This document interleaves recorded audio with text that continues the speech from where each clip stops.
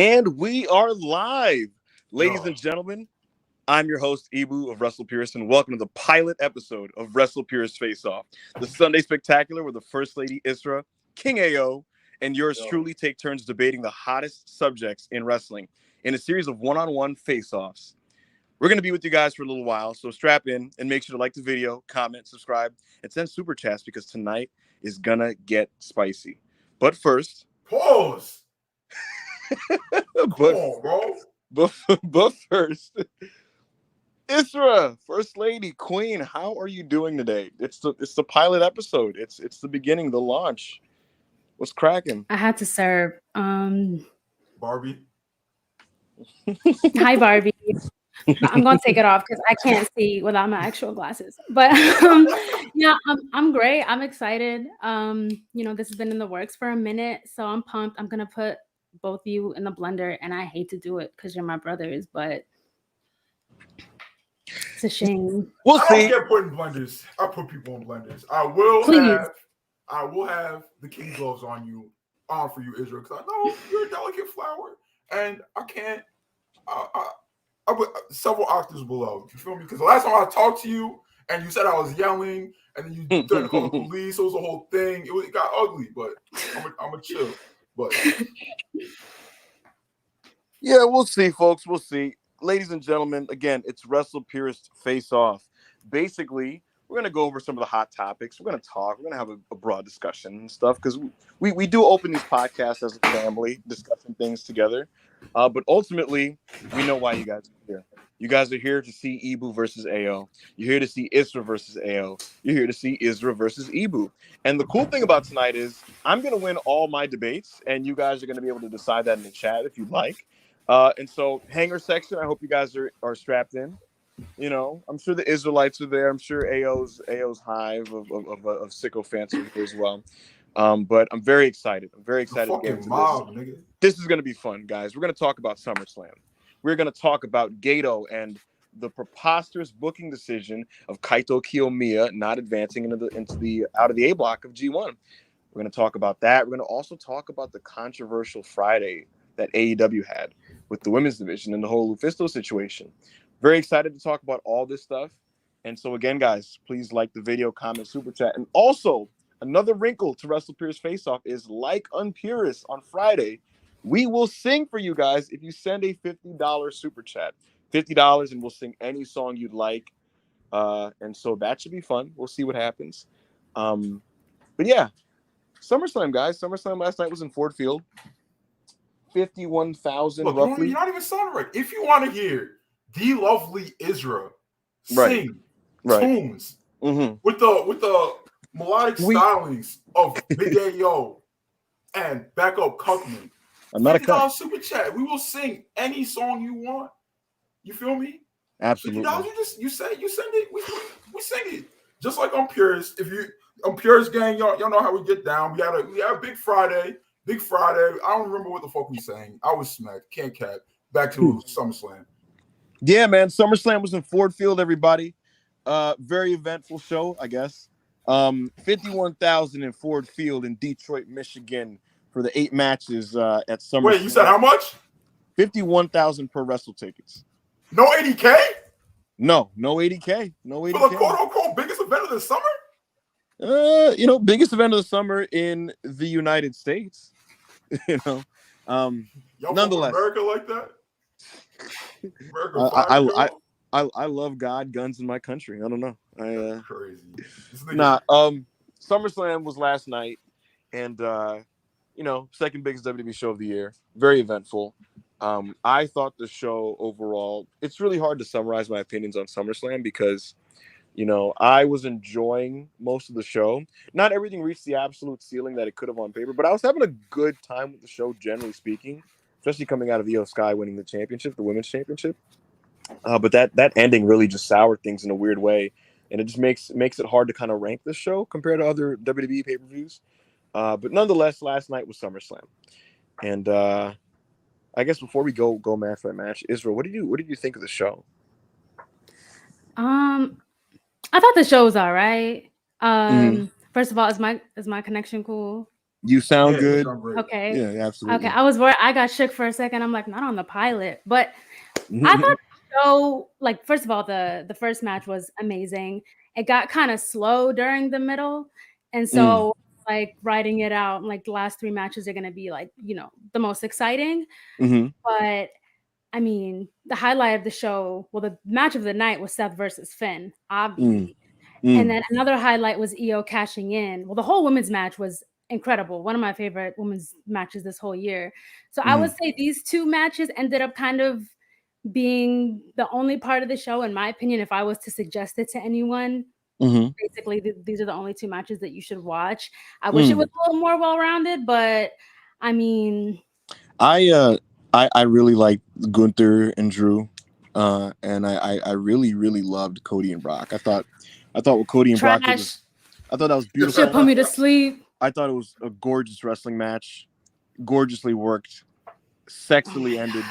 It was the same as every single Brock and Cody match. You said sexily ended. Absolutely. So where do you rank this one in their trilogy, Evo? What's up? Where do you rank this one? It's the second best. Okay. Yeah, I think Saudi's the best. I thought it was so disappointing. I feel like you and other men have been gaslighting yourselves into thinking that this feud and these matches are good. Because I was really trying to see the vision. I'm not even trying to be a hater. Like, I watched this shit with like an open mind, and it was putting me to sleep. I got a question. Because I don't see the tweets, so I'm just like, I don't see the, oh my god, this is the greatest feud. Like, this is that shit. Like, I'm not seeing the drones tweet this, bro. Like, are they fucking with this feud? I know that drones love Cody. They love Brock Lesnar. They love both of them, right? The sentiment is, they love this feud. Well, Cody and Brock are big stars. The live crowds get really into it, and the drones basically just kind of, they just pop for the angles because the physicality stuff is good. But what is one of the criticisms they did say is that, like, the feud's a little repetitive, and they never fully made it clear why Brock has a problem with Cody Rhodes, and that's something. And what is the outcome even supposed to mean? Like, what is it supposed to mean? What is this feud gonna? Yeah, he beat Brock. So like, what now? Like, what does this mean? Well, Cody has been framing on TV like, basically, like, once I beat Brock, I can get back to fighting Roman. Like, that's basically. But the title's not next. Well, August. We as fans. Next. Roman is on vacation. You're on Raw. Yeah, and you're on Raw. Do you think he's, as you said on Twitter? Do you think Cody's being the Lulu here? Is he being the Lulu? I didn't say Cody was Delulu. I said his fans are Delulu. But now that you mention it, yeah, I would say he's your ringleader. I don't understand. His fans are so delusional. Like, no one is talking about Cody. It's about the bloodline. It's like in the middle of the bloodline feud, they're talking about it should have been Cody. See, it should have been Cody. Jay was carrying this shit on his back, but it should have been Cody. Sammy was carrying this shit on his back, but it should have been Cody. Like, what is this colonization? No, I think Cody is very delusional. That's a great point. I'm gonna cut you off here. That's a great point. All of Cody Nation, all the hashtag Nightmare families on Twitter, right? All those drone ass niggas on the side. Yeah. They weren't wow sucking Cody's dick, right? They were not talking about, oh my god, Brock versus Cody is great. They were talking about why didn't Cody win the belt. That's all they were saying, bro, when it comes to Cody Rhodes. Well, because here's the thing is, because you're watching these really good matches, right? And I think the Brock trilogy with Cody has been really good. You're watching these good matches, and it's hard not to feel like, man, look at this is great. This should have been for a belt, because it feels like main event shit. And so that's the thing. You see these two titans in the ring going back and forth, throwing fucking bombs, suplexes, disaster kicks, Cody cutters. You're like, yo, this is a championship match, bro. You know what I mean? And then you realize, no, the actual championship that these guys should be fighting for. It was boring. It's held by Roman Reigns. I got to say something this real quick. I'm not gaslighting myself with this Cody thing, because I don't gaslight myself. I gaslight women. There's a big difference. Yo, what? And so first and last episode on Russell Pierce Takeoff. Backup Hangman trying to get his canceled. Nah, I'm playing. I would never do that. I do love Cody Rhodes and I love Brock Lesnar, and I thought it's crazy because every time you speak on women jump you. I don't know why women jump me so much, bro. Like I tweet shit, right? Hey man, the thing is, right? You have to understand, you have 20,000 Twitter followers, right? And you say things that just don't need to be said about people that have very emotional supporters on the timeline. And I'm not calling women emotional because No, the vast majority of say. Diva stands are men. All right. So it's just like the fans of women are very emotional and very tied in and very like they feel like Liv Morgan is their girlfriend and shit. Or they feel when you She's down mine. Bianca, they feel like Bianca is their my girlfriend or girlfriend. whatever. Like that's how they feel, bro. So they see you talking about like, do we really even need this? Oh my Like God. I get representation, but do we need Liv Morgan versus Shayna Baszler to go for Yeah. team? Like, just, you know how to tweet that, bro. So you get jumped. Like It's for you're fine. You're not lagging at all. Like your screen is fine and your sound is fine. I'm so scared every time we're live. No, stop jinxing. Don't jinx. Right. You're doing good. Ayo, I feel you. It's just, you know what my conspiracy is though. I think Isra is a part of a secret underground stan chat of women who follow I'm wrestling. really when she just throws in tweets about women in there, on my like, mother, right? Bastard. On my mother, there's certain tweets that I say, right, that I feel like she sends it in there and she's like, "Fucking drag this guy," and then I check back. Listen, and Ibu, I'm gonna hold your hand and I'm gonna just tell you, you're not special. I'm very special. For anyone to be holding secret operations against you, like you self-sabotage and make it my problem. Like you do it to yourself. Because you're the one causing it. You know what I mean? Like it's like I can tell. The thing is, I can tell because like certain kinds of accounts be coming at me, right? And I'm like, yeah, she sent it in the fucking evil women chat that exists somewhere. But why they gotta be evil? Why are they evil? Well, if you're because they don't agree with you. If you're attacking back up Hangman, you're an evil person. You know what I mean? Like, because why would you? I'm an innocuous guy. I don't start fights. Please stop. Like, I'm actually gonna get real life. Whatever, guys. Before we get into SummerSlam as a whole, the super chats are piling up, so let's get into those because you guys are being great. Keep them coming. We appreciate the love. Absolutely. Appreciate the love. And again, $50, guys, $50, and you will hear me, Ao, and Isra sing for you. Pick a song. We will sing any song you'd like, and you hear the sweet sounds and vocal stylings from Isra, myself, and Ao for $50. Dax the Axe, $5. You got this, even. Don't let them tear you down. Me out. That's really your boyfriend. Dax is not my boyfriend. Go ahead, Ao. You can take this one. Y'all in a relationship. The homie Pylons, $100 super chat. I'm begging Triple HGH to get the Tongans out of New Japan. Bro, Tonga Loa, bro. That nigga sucks. Tonga Loa, bro. I honestly feel like you give me 3 months of training, I'm right there with him. Yo, Ao, we're gonna do something right now. I'm right there with him. Ao, put all the Tongans on screen for Isra, and I want her just off picture if she wants them in her company. All right, I'm gonna try to find a 2023.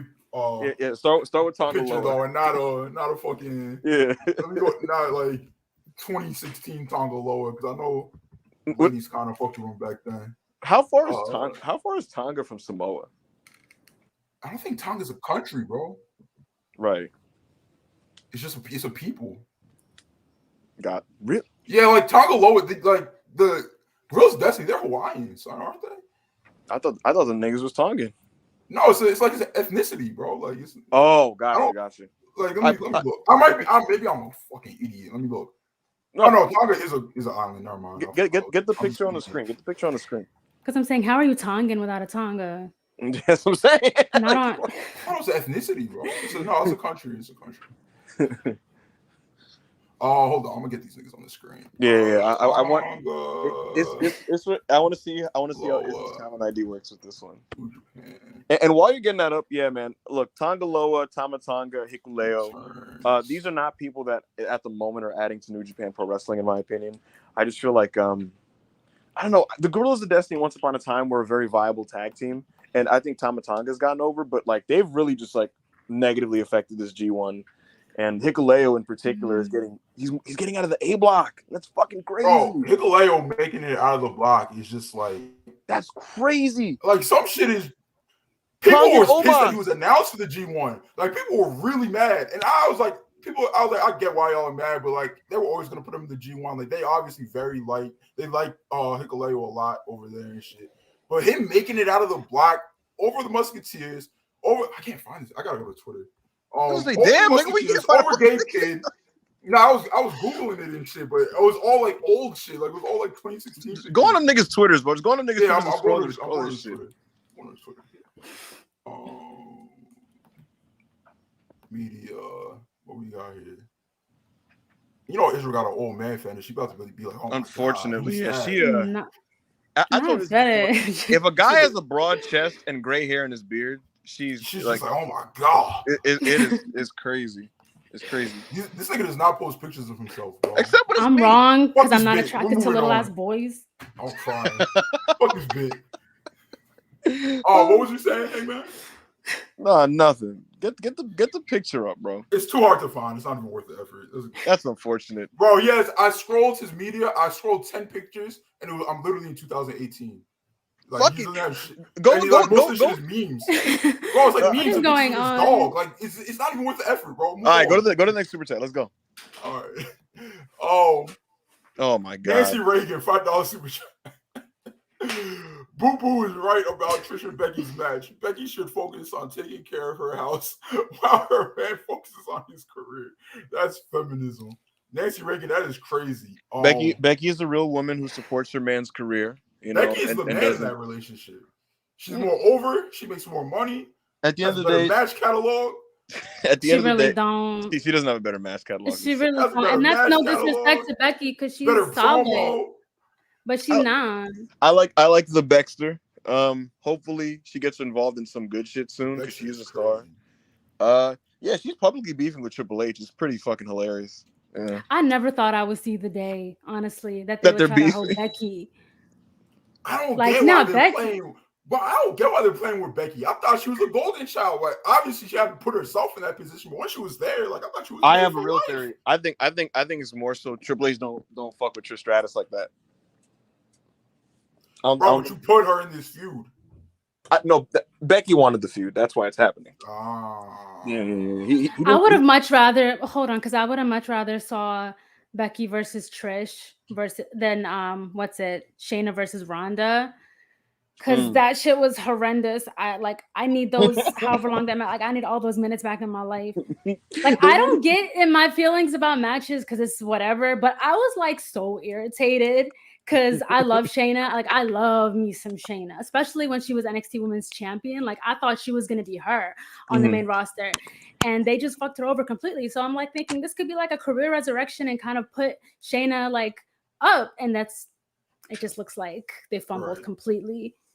Listen, Ronda Rousey is just terrible at this point because we've seen Shayna have good matches with other people. Ronda doesn't have good matches with anybody right now. You know, Ronda's just bad. Stinks. And you know her first match, I didn't think it was as gas as people said it was. Now her debut it was like Ronda Rousey being in WWE in the ring with Kurt Angle and shit, throwing around stuff in again. Like, yes, that's a cool visual and shit, but it wasn't as like niggas gassed her ability. All right, they gassed it. She's only gotten worse since then. She understood what she was. Yeah, you know, like that match was always going to be on SummerSlam though, because like Ronda's a big star or whatever. It's Ronda, and it's her last match ever, probably. Yeah, probably. So like, they weren't going to put that on Payback as opposed to Becky versus Trish. I don't know. Trish hasn't had a great run during this return in ring wise. I know she's very over with the fans, very over online and shit. Yo, you know what the bad habit is? But sometimes shit is not. I have wrestlers that I like get by on vibes all the time. Right. So I'm not gonna be a hypocrite and be like, y'all can't have y'all vibes wrestlers either. Yeah. But I don't know. Isra once said to me, like, let the women's legends just have their legend run sometimes. And I agree with absolutely. that. My problem is WWE has a bad habit of trying to make you boo these people. What desire would I have to boo 47-year-old Trish? It's like when they made me want to boo Edge last year. Put these people in as baby faces and get a heel over. So like, exactly. Get a heel over. People don't want to boo Trish Stratus. So unless she's cutting these heel promos, everybody's talking about, oh my God, mother. Thanks, Nancy. All right, next super chat. We got Berkey, $2 super chat. Ibu must have a humiliation cake. Finna be a show. He does have a humiliation cake, bro. He's a nasty nigga. I'm not. Take the next one, sir.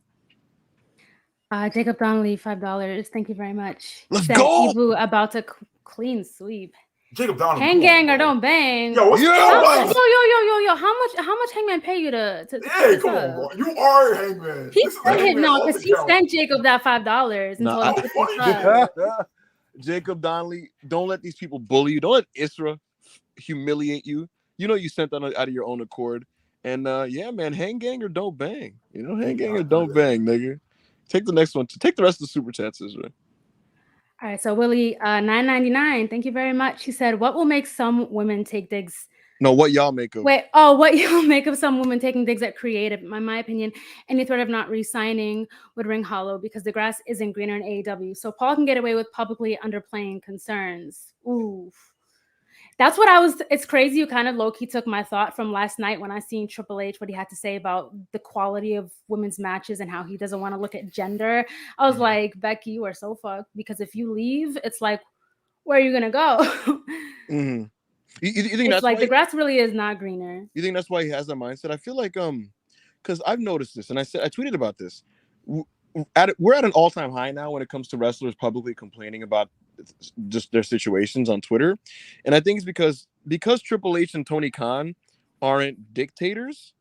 Because Triple H and Tony Khan aren't dictators, wrestlers are probably like, I could just say my opinions now and not get in trouble. Whereas before, when Vince was in charge, people couldn't say shit, bro. It was fucking North Korea, bro. Motherfuckers had to fucking just be quiet like and just tweets on the slide. And even then, you had to be like a main eventer that could just couldn't get fired or whatever. Nowadays, Sheamus is like, yo, fuck the bloodline. Becky's like, bro, this is bullshit. Rhea Ripley's like, kind of funny how you fly me out just to do meet and greets. Like, Sheamus not popping this shit 2 years ago. Nah, bro. Not popping this shit 2 years ago. In my opinion, I used to go by the adage of, bro, you just resigned. We don't give a fuck about your crying, right? But that, for the women, like you said, it's not like the women are getting amazing opportunities in Jacksonville, right? So it's just like, Becky's like, oh, well, fuck, I'm going to leave. She's not going to go to fucking Japan, bro. Like, she's a mother, never lived there and shit. Where is she going to go? Impact? Like, come on. Yeah. Like, it kind of puts her family situation in a weird place too, because her and her husband Seth are always traveling together, like on their bus with their baby. And then they post pictures of them and the baby and stuff. I think the Rollins family dynamic with Triple H is just one where they can be vocal about their frustration, with the idea being hopefully Hunter hears this and works with us, because it's happened already a lot. Like, Seth Rollins and Triple H have a contentious relationship in the sense that Seth keeps it a stack with him about his opinions, and then Triple H will be like, all right, I got you. And what has he gotten out of it? They made a whole new belt for Seth. So, it's working so far. You think if Seth and Drew don't do all that crying, it's really just no. They don't really there's no title ever. Like, I'm not saying by now, but just like, I think eventually, I think they put the pressure on him. I mean, 5 years from now, like, there's gonna be belt, like, they 100% sped the process up of that shit. That's funny. Since we're on the subject of our World Heavyweight Championship, y'all, how did you do that? I feel like you just clapped and like it just appeared. No, because this is a replica, not a replica. It's the exact same blazer that Seth had on, and that one Pip Pip Cheerio they did. When was that, in Wales? Yeah, Clash of the Castle, great show. I never saw it. Yeah. So I'm not reading. Rob, $2 super chat, and still the only tribal chief, the one, the GOAT. Rob wants to fuck Roman Reigns so bad, bro. I mean, all right. Shout out to the little bro. Oh, Bob the Builder, $2 super chat. What do y'all think about what HHA said at the scrum? Yo, his scrum we touched on it a little bit, but I don't know, man. I don't know what he should say, bro. Like, he feels like he put together the best card. Like, I feel pretty much every booker feels that way when there's no injuries. Like, I put the best card together that I could, right? So leaving Trish and Becky at home, he's just telling them to hold my dick. Like, I'm in charge, hold my dick. Like, not in a sexual way. Y'all know what I fucking mean. Yes. Like, he's just saying, like, y'all could cry. Like, I put this show together, and I don't. Like, if I was in his shoes, maybe I'll do the same thing. As a fan of wrestling, I don't know if this is the way you should go about this. Like, I'm not a Becky Lynch fan at all, but I disagree with leaving her off the show. She's the biggest star in the women's division y'all got over there, bro. Ayo, did you hear? Bill Apter, who's a famous wrestling journalist, did you hear Triple H's response to him when Bill Apter said, he was like, "Hello, Triple H. Why was Austin Theory in a battle royal instead of defending his belt?" Did you see Hunter's response to that? No, I didn't. What did he say? It was, bro, he's so funny. And he's like very sarcastic and defensive because the guy was like, "Why is he in a battle royal?" And Triple H is like, Because he wants to win that match, and so he wants to be in the ring and throw people out of the ring so that he can then remain and win the match or whatever. And the guy's and the guy basically is like, yeah, that's dope, but like he's a champion. Why is he not defending the belt? And Triple H is kind of like, yes, this goes back to what I was saying earlier. Like I said, certain cards you can't fit everything, and da da da da. And he's being mad, like sarcastic with him. I was like, yo, he wants to. Son, that show ended at 12:30. Imagine they throw on a 10-15 minute Austin Theory disaster class in there. Saying, bro. And mind you, Theory's defending his championship this week on SmackDown. Sometimes you can put shit on TV. No, yeah, you can't push it on. But then that goes back to just like, why have you had the belt on this kid for so long? If the idea of him having a singles match at SummerSlam makes you gag. That's facts. That's facts. So like, why have you taken the belt off him? You have millions of opportunities to. Theory not being on pay-per-view is them basically saying, we don't think this nigga could cut it on pay-per-view. Nigga like me would have put that belt on John Cena at WrestleMania and then had a Mr. Money in the Bank that was actually going to win a match, you feel me? Be like, I want to beat John Cena for this shit because I want to beat John Cena. Like, the U.S. title is cool, but I also want to beat John Cena. Like, I really like Israel's look here. It's killing me. Like, she's fucking. It's big business over there. It is. Jan Theodore, $5 super chat. Roman's been champ for 1,071 days. That's 1,732 days shy of Bruno's 2,803. 38%, by the way. It only needs to go for 5 more years to break the record. May as well. No, he shouldn't. Well, bro. Why not? Get the fuck out of here. Why not? No. Next super chat. Why not? We got a song. It's already done here. Presidential time, please. I'm going to throw back with this one. What would you do, City High? I actually do know that song. What song is that? What is that? It's what would you do if your son was at home crying all night on the bedroom floor because he's hungry? This sounds like Caucasian music. I don't think I know. It's niggas, I believe, but it's like get your life together. Now I'm gonna pull up the lyrics. I'm about to pull up the list. What? We'll get to that. But thank you, Chi-Town Spurs. We're gonna get. I'm gonna have to like listen to this one time. You got 1 million super chats. I can't lie. Keep going through them. We appreciate the support, y'all. We appreciate the support. Thank you. A Mavs fan 84, $2 super chat. Parking lot fight greater than anything on SummerSlam easily. Mox wrestler of the year. Mox is definitely in the top 5. 100% in the top 5 wrestler of the year. What's the name of the song? What would you do about City High? What would you do, City High? Will Chisholm, $5 super chat. We appreciate you. Richard Starks. Oh my God. Ibu, would you like to read this? No. All right, I'll read it for you. Ibu, why don't Ricky ever like? You forgot your fedora at my hotel again. Yo, where are you? But be out here in fedoras? Sometimes. What do you say, Ezra? What happened? What are you gonna say? Why Rick? All right. What's wrong with fedoras? Nothing. Oh. Listen, I'm patiently waiting to get my shit off. You're gonna unleash. The man who beat Chris Patton twice strikes back $2. How would you guys rather have the G1 structured? He said I'm on a leash? No, I did not say you're on a leash. I would never put you on a leash. Did he say I'm on a leash? I didn't hear him. No.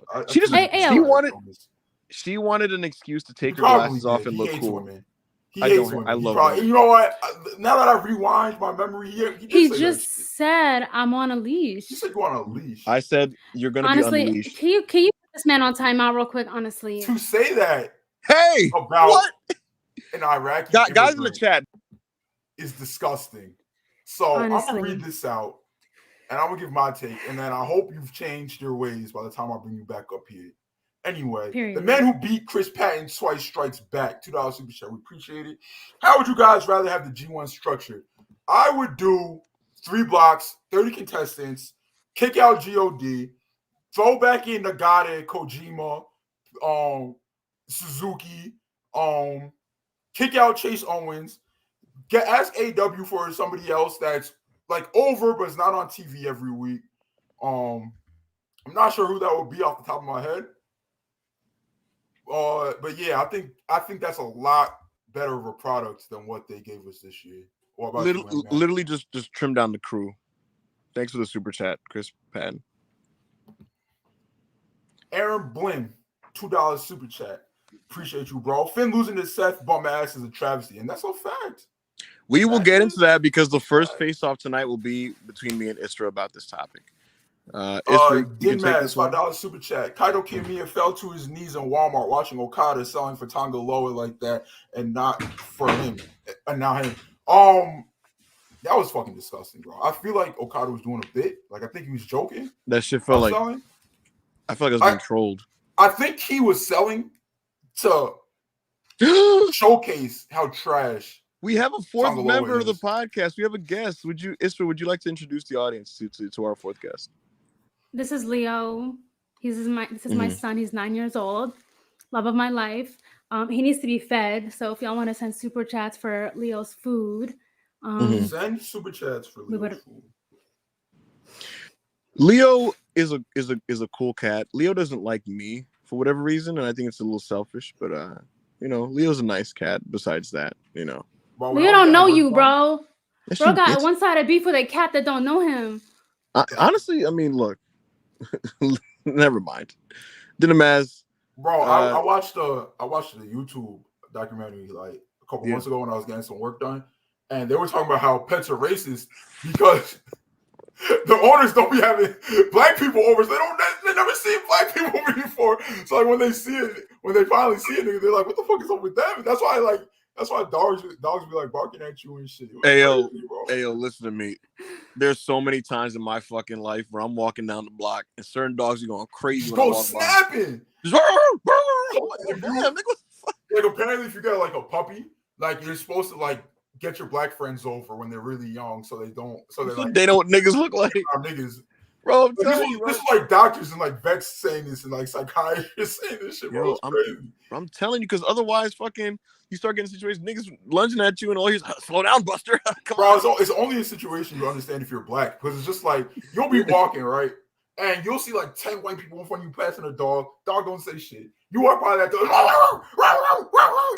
Fuck you too. Now Leo's chill. If he saw either of you, he would just like sniff your socks and just sit next to you. You don't bother nobody. Your cat has white supremacist allegations that it needs to. That's what I was gonna say. I think Leo don't like brothers. I don't know. Leo don't know you. Out the builder, $2 super chat. Triple H sounds condescending at those scrums. He does. I can't cap. Triple H in the scrum setting when the questions are people criticizing his booking is like one of the funniest things to watch. They're just like, Hunter, what about this? And he's like, what about it? It's like, damn. Is that it? So yeah, that's it. We appreciate it. Y'all killing it. So what do y'all want to do first? Sing or get back into SummerSlam? I don't know what the song says. Am I allowed to like listen to the song? No, nigga, because then you'd have to like leave the fucking podcast. We're live. Oh, you like to listen to the song while we sing? Yeah. Play it on your end. Do we play it all at the same time? Like, how does this work? Yeah, we play it all at the same time. All right, let me pull this bitch. Count down. Everybody, bring it up, right? And I don't know how this shit even goes. Like, just follow me. It's all good. This is why y'all singing be sounding janky on air. Isra, do you got the song up? I got the lyrics up. This is about to be a disaster. Hold on. Should I turn my camera off? I don't want this on my digital footprint. Nah, you gotta have it. This is what the people want. This is what the people need. This is what the people yearn for. What would you do, City High? All right, let's pull this shit up. What if I just like read the lyrics in like a sensual voice? Because I don't know how the song go. Just follow my lead. It's gonna be all. Hold on a second. Let me know when you're ready. Yeah, I'm gonna. This is about to be so dog shit. This is gonna turn into me carrying these singing bits again. This is crazy. The thing is, if it's a song I know, I'm gonna go off on that shit. I'm gonna go crazy. You feel me? Why don't y'all give me some like Justin Bieber? Baby by Justin Bieber. That would be crazy. Give me some Luther Vandross. You know what I'm saying? Some Marvin Gaye niggas. Some, you know what I mean? So never too much. While Luther Vandross will go crazy. That's what I'm saying. Give me something a nigga would know. You know what I mean? You ready, man? Let me unmute this tab. Okay. Someone said Evil listens to 60s blues. I'm weak. All right. Maybe, somebody, hold on, before you get started. If someone sends, $50. We should let Hangman freestyle. No. I'm not. I don't agree. Hey, what do you think? This is no. The adults are speaking. Hey, what do you think? I'm older than both. The streets low key need it. I can't cap. I'm not. I want to hear about Robin rapper. like Batman. Stop it. I'm a retired rapper. My rap days on SoundCloud are old. They're over with. Bro, you told us when you got to like 15K, you would drop your music. I'm not dropping that fucking. You don't got to freestyle. You could just play it. Bro. We need the songs. You could just play it. I'm not doing it. Whatever. One of these days I'll do rap. Are you ready, Hangman?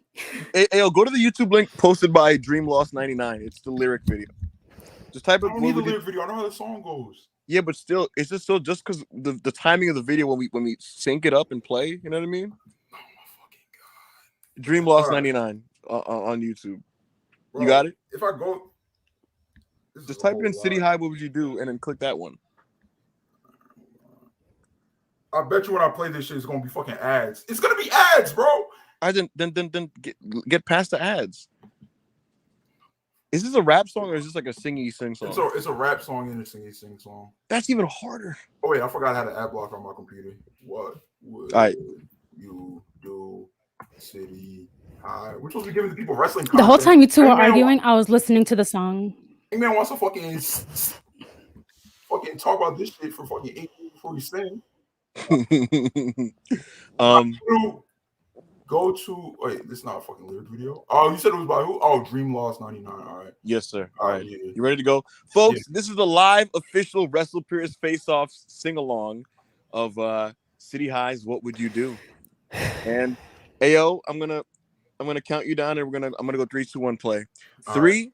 2, 1, play. All right. The girls want to hear a true story. Saturday night. Wild party. They had a liquor overflow in the cup. About 5 or 6 strippers trying to work for $1. She's trying to work for $1. Girl outside with me. Her name was Lonnie. She went to the junior high with me. Then why you up in there? I guess a whole lot of change since I seen you last. She said, "What you doing at home? Crying out alone on the bedroom floor." Because he's hungry in the for a little bit of money and his daddy's gone. So he's working right now and I don't like that. I ain't got a job now. So for you. So it's me his job, good time. But for me, this is the one I call life. Going with a baby, that's no excuse for me driving all crazy. She's crazy. She looked me in the eye and she said every day I wake up hoping to die. Then you said a word, Israel. Yo, I mean, you can relate to. What would you do if your son was at home? Crying out alone on the bedroom floor because he's hungry. Hungry to feed him to sleep with a man for a little bit of money. Someone smoking. Now another lockdown. I ain't got a job now.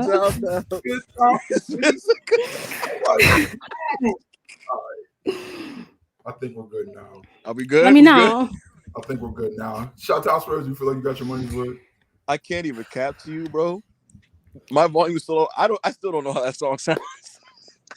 Niggas talking about this is worse than Ronda versus Shayna. That's crazy. Anyway,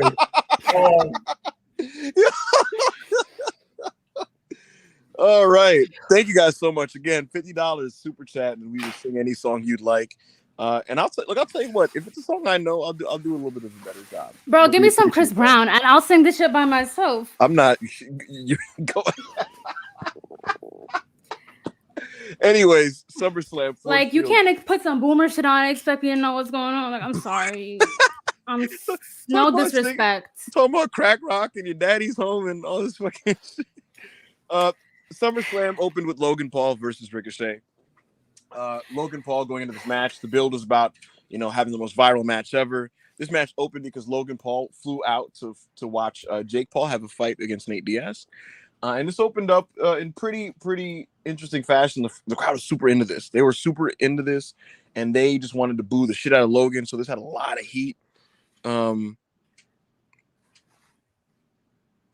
Anyway, yeah. So Logan Paul faced Ricochet, and Ricochet did a lot of cool flippy shit. Logan Paul had some dynamic counters, including a tornado DDT. And ultimately, Logan Paul was slipped the brass knuckles, and he punched Ricochet in the face to get the win. This went about 17 minutes, and Logan Paul, I thought he looked really good. And yeah, Isra, what did you think of your man Logan Paul against Ricochet? He's done it again. I just think at this point he's top 5. Put the belt on him, the universal belt on him. Like, honestly, if y'all are talking about the wrong white boy with Roman Reigns, like, it should be Logan. It should have been Logan. I thought the match was a lot of fun. They did a lot. It was a good mix of actual, like, there was good heat. They had a lot of high spots. I don't know. I thought it was like a pretty solid match. I would have preferred, actually, if I could make just one tweak, if they would have made it like an Extreme Rules type of match. Like, I felt like they could have had something like what Edge and Eddie had on SmackDown, where it's like you could have like a lot of high spots, but it's still wrestling, like not necessarily just like, you know, just being spot monkeys the whole time, because they both could wrestle. But I thought it was a really good match. It was solid. It fed me. I think I ate really good with that one. It was a really tough act to follow, which is why Cody and Brock couldn't, which is why that Battle Royal couldn't. You know, they just set the bar really high for the white boys. Well, I enjoyed the opener. This wasn't quite as good as it could have been, in my opinion. Right now, it was so much better. I got fucked up because I was thinking about Brock and Cody. Yeah, no. What I'm saying is, like, I feel like the best version of Logan Paul, and I think the best version of Logan Paul Ricochet is like a 4.5. And I thought this was really good, but not on that level. Because here's the thing: I don't think it's as good as Logan Paul's best matches, like with Seth and Roman. So that's the bar I'm comparing it to. You know what I mean? With that said, I think it was a very nice opener, and that's kind of where I'm at with it. What did you think of this, AO? Big fan of Ricochet, right? Don't give a fuck about Logan Paul. Thinks he's a piece of shit. Don't know him as a celebrity. Didn't watch his YouTube shit. Didn't watch his Vine shit or whatever the fuck he had going on. So he's just a nigga on the internet to me, right? That's a bad person. That I think. But that aside, so like I said that to say this, like his star power in this shit, like doesn't have any effect. Like he's not really like a celebrity to me. Right. Feel me? It's just a nigga on a TV show, right? So so put that out there, right? I think this was his worst WWE match that I've seen. I didn't see the Roman Reigns one, and I didn't see another one. I don't remember off the top of my head, but I didn't see Roman. I didn't see another one. It might have been the Miz. I don't think I saw the Miz tag or something like that. Some shit like that. I don't fucking know. But they did more wrestling than I thought they would. Like I thought they were just gonna flip. Like I thought they were gonna straight up try to like copy Okada Ricochet, but within like the limits of what Logan could accomplish. Because I'm not Okada Ricochet, fucking Ospreay. Because Ospreay's one of one, right? So like nobody can fucking do what he does. So I thought he was gonna try to find out what he could do and then just do that, and it's just all of that. But they did a little bit of wrestling, bro. They did some strikes and shit like that. They put some holes in there. The boss just left me a voicemail. You know what he said? What did he say? He said, "We're not trying to see a SummerSlam review. I want to see you face off and call each other slurs." That's the boss's words. It wasn't mine. Folks, so don't wait. Hold on, we'll get to it, folks. I will absolutely call Isra. What he's worrying about. I was gonna say, folks, I will absolutely call Isra some slurs, but you're gonna have to stay tuned for that. You know what I mean? Because we're gonna get to it for sure. I don't know. Like, do you think you're funny? I'm very. Who laughed? Tell me in the chat. Did any of you laugh? Everybody was chuckling. Everybody was like, "Yo." I didn't laugh. I didn't laugh. Leo was pissed. He just hissed at my Leo's laptop. Racist. No, because you're a misogynist. He was raised by a single mother. Leave my son alone. Bullshit. Brock Lesnar versus Cody Rhodes was the second match, and it was the match of the fucking night because he came out. Oh my god! And I should just kill myself. And Brock Lesnar suplexed the shit out of Cody, right? And suplexed him and threw him around, and he threw him to the outside, and Cody would beat the 10 count. And he threw him to the outside, and Cody would beat the 10 count. And he threw him to the outside, and he beat the 10 count. And Cody was fucking fighting, determined, just fucking passionate, defiant, triumphant. And he finally got back in. Even after an F5 to the outside, he came back in. F5 to the announce table, and he got back in. You know why? Because Cody Rhodes is the top star in WWE. He's the top fucking babyface. He's the ace. He's the guy that sells all the tickets. Tomato. I'm throwing tomatoes. I'm throwing bricks. I'm throwing knives. I'm throwing bombs. And guess what? Because he had adrenaline in his soul, and his name is fucking Cody Rhodes, loser. What a fucking loser. They called this shit a co-main event. It was the second match on the fucking card. I'm just seeing. Y'all see Cody tagged us in his last tweet? Yeah. That's fucking hilarious. That's my dog. That's why. Cody Rhodes loves us. That's my nigga. He needs to stay away from me and my loved ones. Like, Cody Rhodes, I'm so willing to fight him. Cody Rhodes, come on, Wrestle Purist face off, brother. Oh, crying. We'll talk about why you're the greatest wrestler alive that's not named CM Punk today. Cody Rhodes. The greatest wrestler alive is Seth freaking. Not really. He's good. Cody Rhodes wakes up every day to a shrine of Seth, and he's thinking, "When am I gonna ever be you?" Seth Rollins. How could I ever accomplish what you've accomplished? I just got here and I try to put myself on a pedestal, and I still don't have half of what you've had. Okay, it's embarrassing. Miss First Lady, I'm gonna put a microphone to your face and ask you this question, sweetheart. Who's the top wrestler on Raw? Seth freaking. If you say so. Cody Rhodes looked like a superhero in this match, and he beat Brock. I don't know what the fuck you thought you were cooking with that. The best wrestler in all of WWE and on the fucking planet is Seth freaking. So let's keep it real. Seth fucking sucks. I'm sorry. No, you fucking suck. It is what it is. Seth fuck you. And fuck the Omega and fuck the Elite. What's up? Because now y'all about to piss me off. I'm getting misogyny. I'm getting slander. Like, y'all want me to quit after the first episode. Seth Rollins don't want to go band for band with the Young Boys. That's all I know. You don't want to go band for band with the Young Boys. When I was doing the Cody rant, Monty in the chat said, "I don't know what you're doing right now, big bro." I'm crying. It's just embarrassing. It's not. Listen, I think I'm gonna yell at him about fucking Cody Rhodes. Anyways. Look, I loved the match, and I thought that Brock spontaneously walking up to shake Cody's hand and hug him was beautiful. That's the type of organic pro wrestling that I love, and I just thought it was a great moment. I thought terrible. I thought it was beautiful. Brock Lesnar, people don't want to boo him anyway. And it's not why people even came to the stream. Bro, I love Brock Lesnar. Love Cody Rhodes. I didn't give a fuck about this feud. Didn't think the matches were great. This was the best match to me. Hated the second match. I thought it was dog shit. Brock throwing Cody around like a rag doll. That's some real shit. That was some real shit. Disaster kick after disaster kick. Cody cutter after Cody cutter. Yes, I enjoyed this match. I don't give a fuck about this feud, bro. It needed a title badly, in my opinion. They weren't fighting over anything at all. Gave us 3 matches. I don't know. Maybe if I watched the TV and saw their segments, I like this feud more. You like it a little bit more. You like it. I don't know, bro. That shit was just whatever. Now that it's over, I don't know what either is about to do. I don't think Cody comes out of this looking better. I don't think Cody comes out of this looking Brock clean. Refocused.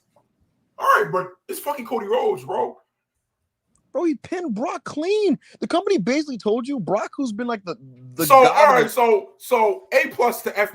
What was Cody Rhodes leading up to on a scale of superstardom in WWE? What was he when his music hit at WrestleMania? Say it again. A+ to F-. What would you grade Cody's superstardom? Like when his music hit at WrestleMania? He was above everybody not named Roman or Brock. And now that after this Brock feud, wait. Are you talking about his return to WWE or like this year at Mania? No, this year. Oh, he's about everybody except Roman. And now that after this Brock feud, what has it done for him? Where is he? He's at the exact same spot. Okay, so that's what I'm saying. But I mean, he still maintained the spot. But yeah, he's gonna retain the spot regardless, bro. Anyways, facts. Cody cheated the entire match, bro. Niggas was talking about some refs discretion when they was doing countouts. This is big cap. They was doing countouts. Big cap. Anywho. The next match on this show. I guess I didn't make this clear to Monty should be doing this. Monty Monty's gonna be doing this while I'm on the air. He's gonna fuck me up, but no, Monty, we were always gonna do a SummerSlam review before. Bro, can we just do our fucking show, bro? Can we just do our show? Stop delegating shit with Monty. All right, that's what I'm saying. Like, do our show. This is always Keep planned. Going. Like he's keep going. Anyways, fucking hell, the Battle Royal was next. It was the Slim Jim Battle Royal, and this match was meant to get LA Knight over. A lot of people were in it, and I thought it was a very well done character and storyline based battle royal. We had a lot of moments with different individual people. Chad Gable, he got his licks in. He got the shine. Santos Escobar eliminated Austin Theory, and Santos is going to face Austin Theory this week at the SmackDown. Yeah, man, I thought this was really good. Sheamus was great. AJ Styles made it to the final three, got eliminated by Karrion Kross. Omos was booked super duper fucking strong. And yeah, man, I thought this was a really, really fun match. I thought this was actually one of my favorite matches of the show. Super heated. LA Knight looked great. He got the win against Sheamus, and I had fun with this, man. I think I'm becoming an LA Knighter, and I think I'm joining the Yeah movement. What did you think of this, AO? It was a decent battle royale. LA Knight can't wrestle. I'm not a part of the Yeah movement. I like wrestling because I enjoy watching wrestlers wrestle. LA Knight can't do that. So him screaming yeah at me and screaming dummy and saying whose game is it and copying Stone Cold and copying The Rock, we're doing it much worse, but somehow getting over. It doesn't move me, bro. I'm not trying to watch him. I don't have an anti-LA Knight agenda. I don't really care about him. It just is what it is. Hold on a second, bro. Wait. So you're saying you weren't into the battle royal? No, it was a good battle royal. I don't care about LA Knight, bro. I'm not part of the Yeah movement. I don't give a fuck to see him win when there's 8 other people that I'd rather see them win over him. Gable was in there going crazy. Santos was in there looking good. Otis is Otis. Like, I forget who else was in that match. Who else was in there? AJ Styles and Sheamus. Yeah, we got AJ Styles, a living legend. Sheamus is having a career resurgence. We don't know. AJ Styles is definitely living. Not for sure. Anyway. What was I for to say? I like this a lot. Isra, were you into the battle royal? Good. I just don't care about LA Knight. Were you into the battle royal with LA Knight? I ain't watched that shit. But really? I want Chad Gable to win because lately I've been, standing him. I'm real. You know what? I don't got shit to say about this battle royal. I got a PSA to whoever in WWE that could potentially be watching this. Please, write Maxine and Chad Gable as a couple. It will be so freaking cute because it's like enemies to friends to lovers. Because in the beginning, like, she wasn't fucking with him. She just wanted Otis to be one of her models. But then Chad was like, "Nah, bitch, I'm gonna teach you how to wrestle." And now she's wrestling and she's like putting up for him, talking about my coach is an Olympic champion. This would be beautiful, and like I think they would be so cute together. And then like maybe like a year and a half from now, they could have like an on-screen wedding, and it would be the cutest thing ever. And then eventually she would blossom into being like good on her own as a soloist, and then they can like do whatever they got to do to break up. She could either be a bitch and like spit on his face, or he can be like, "I made you," and then she has to like do the whole feminism. I watched Barbie, and I really want to watch it a second time, and I feel like it's really opened my eyes to the world. And I think Maxine is so Barbie, not just in the fact that she's gorgeous, but I just think that like there's so much that they could do with her character because she's just blossoming. And I'm a fan she of did Barbie. a lot of really good moves Maxine. in her very first singles match and everything. I think that would be really cute, and I want to see it. So Rob, Fee, whoever else is in the writing team, hit me up. Like, I'm giving out shit for free, like fire for free. So, hit me up and we can talk. No, I don't care if she thinks Chad is ugly. A lot of girls bully guys that they like. Yes, this is very true. So I think that would be really cute if they got together. So make it happen, guys. Let's all rally for like ship them together. I don't give a fuck about the battle royal. I'd like to see that only because Isra, you're a connoisseur of wrestling weddings, and this could give us the newest one, and it would give us an excuse for you to rank them. So hopefully it happens. We talked a little bit about Ronda, Shayna. Ronda Rousey is terrible. Shayna Baszler, I'm a fan of her. The fans just didn't want to see these people grapple. And happy trails to Ronda Rousey on that one. Gunther and Drew McIntyre. They beat the shit out of each other. And It's just Gunther, man. He's the best IC champ of all time. He retained because he's gonna break the record. I was a big fan of it. And someone said Gable gets cucked by Lashley. Oh no. No, no. I think it should just be like a one-on-one thing. Besides, we never get any on-screen romances that make sense. It's always like either they'll have one and it's like super cringe and no one wants to see that shit. But like, I feel like there's a story there that's been brewing, you know? Like already there's been progression. Oh my God, take that from my face. I hate him. And my cat hates him and my bloodline all hate him. No. Don't try to push this agenda. I swear Is that why you bully Evil? First of all, I don't bully him. I tell that man the truth. All right. I tell him about himself because I'm a good friend. You bully me. Okay. You bully me. No, I tell you the truth. Okay. The only hangman I want is Paige. So Hangman Paige, hit me up. Oh my God! For everybody, whenever we're in the Wrestle Pierce chat, whenever she wants to like say something really praiseworthy for Hangman, she makes it. She'll type and she's like, "Oh my God, Hangman Page is sexy," you know, because you know. All caps, just so everybody knows that she's not talking about Jared Black ass. It's on top, bro. Positive every time. Sprout said, "Is that why AO bullies Ebu?" I'm fucking crying. That is crazy. Yeah, put that on screen. Put that on screen. No, we're not putting that one on the Summer Jam. Be the one that's uncomfortable. I gotta be the one that's uncomfortable though. Yeah. Okay. Isra, were you into Drew and Gunther? I thought their match was awesome. I didn't think it was as good as the WrestleMania match. It wasn't even like near that level. But like as a singles match, I thought it was very good while still having a level to reach. What did you think? That was okay. Hey yo. I personally think that like Gunther's having a really amazing reign and he's been consistently a wonderful wrestler. Like I don't want him to lose the belt to someone like Drew. But I do think they had a good match. It just was not on the tier of their match at WrestleMania. But I might have to credit that to Sheamus because Sheamus has really been the backbone of Gunther's reign. It kind of like breathes life into him. I think he brings the best out of him. He's had great matches with everyone that he's worked with, but I personally just don't see it with Drew, with Gunther in particular. Ayo, you know what this proves? We've been kind of saying this, but like I think Sheamus has firmly surpassed Drew McIntyre at this point. Oh, 100%. I was never really a Drew guy to begin with. I think he's a great I think he's an excellent worker. But, I think he is too, but I used to think he was a little better than Sheamus. And I was never like when people were like, "Bro, this could be the next top babyface." I'm like, I never saw that. Like, I definitely think he's WWE champion, World Heavyweight champion material, but top guy, built a company around him. I never fucking saw that, bro. Sheamus, I don't know, bro. Sheamus's aura is auraing in 2023, son. He's a beast. He's a monster. Yeah, got some aura. I have them about equal when I used to have Drew like 2 notches above Sheamus.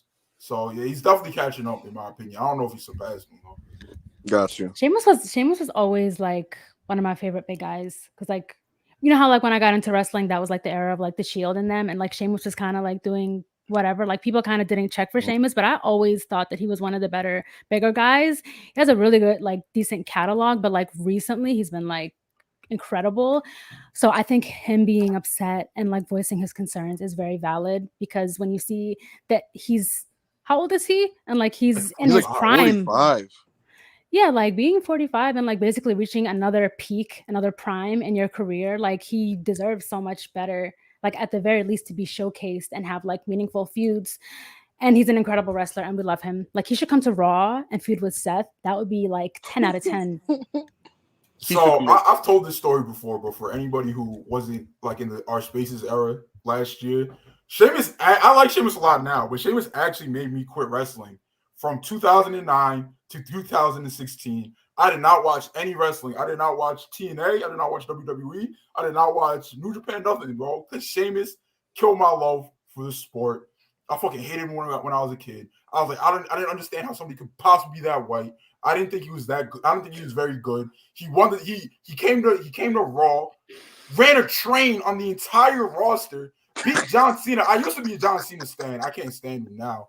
But when I was a kid, I loved Cena, but I don't give a fuck about him now. But yeah, bro, it was disgusting. When he won the WWE championship, I was like, yeah, I'm done watching, bro. I watched Monday Night Football. every single week for the rest of my life, and I'm still watching Monday Night Football every single. And then once I started watching I watched Monday Night Football right after Sheamus won the WWE Championship, and I was just like, all right, well, I guess I watch football on Mondays now. Like I'm just done watching Raw. I never went back to watching Raw, bro.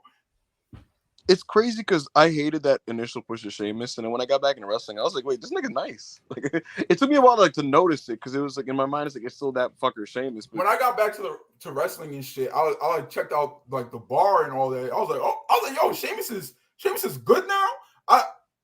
My issue with him was just how white he was. He was kind of green and he was overpushed as hell. Like he wasn't the worst wrestler in the world, but he killed my love for this sport. Absolutely.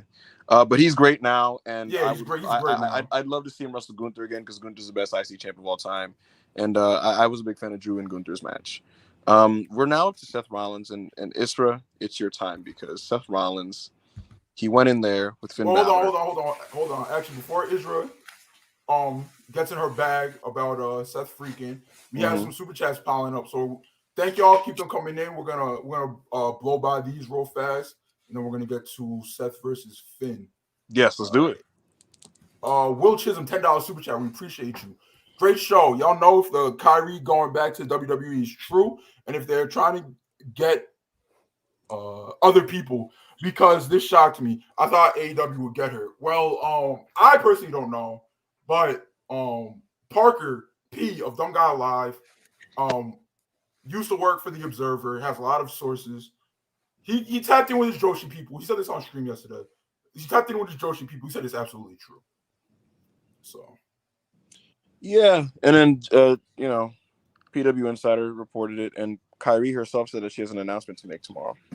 So we're gonna find out for sure, very, very soon. Thank you for the super chat. Side Challenge said, "By the way, it was yesterday when she said it would be tomorrow, so it's supposed to be today. I don't know what's going on with that, but yeah, go ahead, man." Side-Town Spurs $5. AO carried like the star he is, way before Isra's time, so understandable. Ibu shambolic. I don't know the song, man. Whoa, Isra was in middle school when that song dropped. When was she? Yeah. I have never. It's not that old. I don't know that song, so I don't know. Was it? I don't know. The YouTube video I saw was like what, 12 years old? Mm-hmm. Oh no, this song's way older than that. Never mind. I don't know when it dropped. I just know niggas used to sing it like for fun and shit. But that's interesting. Custodian Brian Peterman Jr. $1.99. Yeah, Big bro boo. Put in a good word for me in Orlando. I got you, Brian. I got you. Thank you. SoCar Cam. I will totally call Isra some slurs. Ibu 23. I did not say this. Yeah, let's talk about it because he said that shit out loud in 4K. I didn't say this. Israel, I'm just gonna come clean to you on air. When I talk to Backup Hangman privately, conversations that you're not privy to, he has definitely called you some things that I'm not comfortable repeating. Wait a minute. Really? Never. He said Queen, First Lady, beautiful. Nothing unflattering. Things that I don't got shit to say to you, bro. Like, are you gonna believe this guy over me? What do you mean believe him? You say that shit to my face. Oh, that's crazy. Why do y'all think his Twitter gets blocked like every 2 days? Because you're impulsive and sometimes you just react irrationally. Bob the Builder, $2 super chat. How much for an AO face cam reveal? Bro, I used to post videos and pictures of myself all the time. But then people started acting like freaks. This was like before my WrestlePeers days on wrestling Twitter and shit. Nigga, I remember you literally like a year and a half ago. I used to post myself, but people started acting like freaks, bro. So, yeah, it's just that's a dub right now. Maybe one day. Nigga, I remember when you used to post gym selfies. Yeah, I used to post gym videos, bro. Nigga, you would put a big ass fucking emoji over the meat, making that shit look. Hey, you put a giant ass fucking emoji over that. Look, if what you remember is my meat, then I don't know what to tell you, my nigga. All right, go ahead, Isra. Take this one. Bob the Builder, $2 Canadian. Thank you very much. Any plans for All In Review with Ibu and gang? I'm down to either be a part of or watch an All In Review. I do not want Ibu there. Why? Bob the Builder, I have some good news for you. We are doing a 24-hour live Twitch stream all in weekend where we will review it fucking live. My nigga, Twitch link is in our bio. We had a Twitch stream last night for SummerSlam and Collision. Extremely successful. 6,000 fucking views. Y'all killed it. Thank you for y'all support. Got mad subs. Russell Pierce Galaxy is the best. We're definitely gonna do something. We'll probably review it live after the show, after the scrum, because we gotta make content for 24 hours, bro. We gonna see. I don't know how long Hangman's gonna be there. He's not that committed to Russell Pierce. No, he's kind of a piece of shit. No, I'm a pretty good guy. Bob the Builder, $2 super chat. Someone super chat 50 for them to sing Sheamus' song. I don't even know Sheamus' song. I could do Sheamus' song. I could do that one. How's it go? It's a shameful thing. Lobster. You're doing that for free. Oh, he don't use that no more because of the Braun Brutes, right? Yeah, they have their own shit going on now. Yeah, they got some like new like the other song, but yeah. That's you know what seems mad underrated, son? What's up? Drew shit is fire, bro. Like that's an arena theme. Like when that shit hits in an arena, fucking bagpipes and shit. That's that real shit, bro. It's all right. All right, this is the last. Perfectly. It's going to tie back into the topic. Berkey, $2 super chat. Israel, how were your emotions during Seth versus Finn? It's a great clearing question. The floor. Israel, get in your Duffy. Break down Seth versus Finn for us.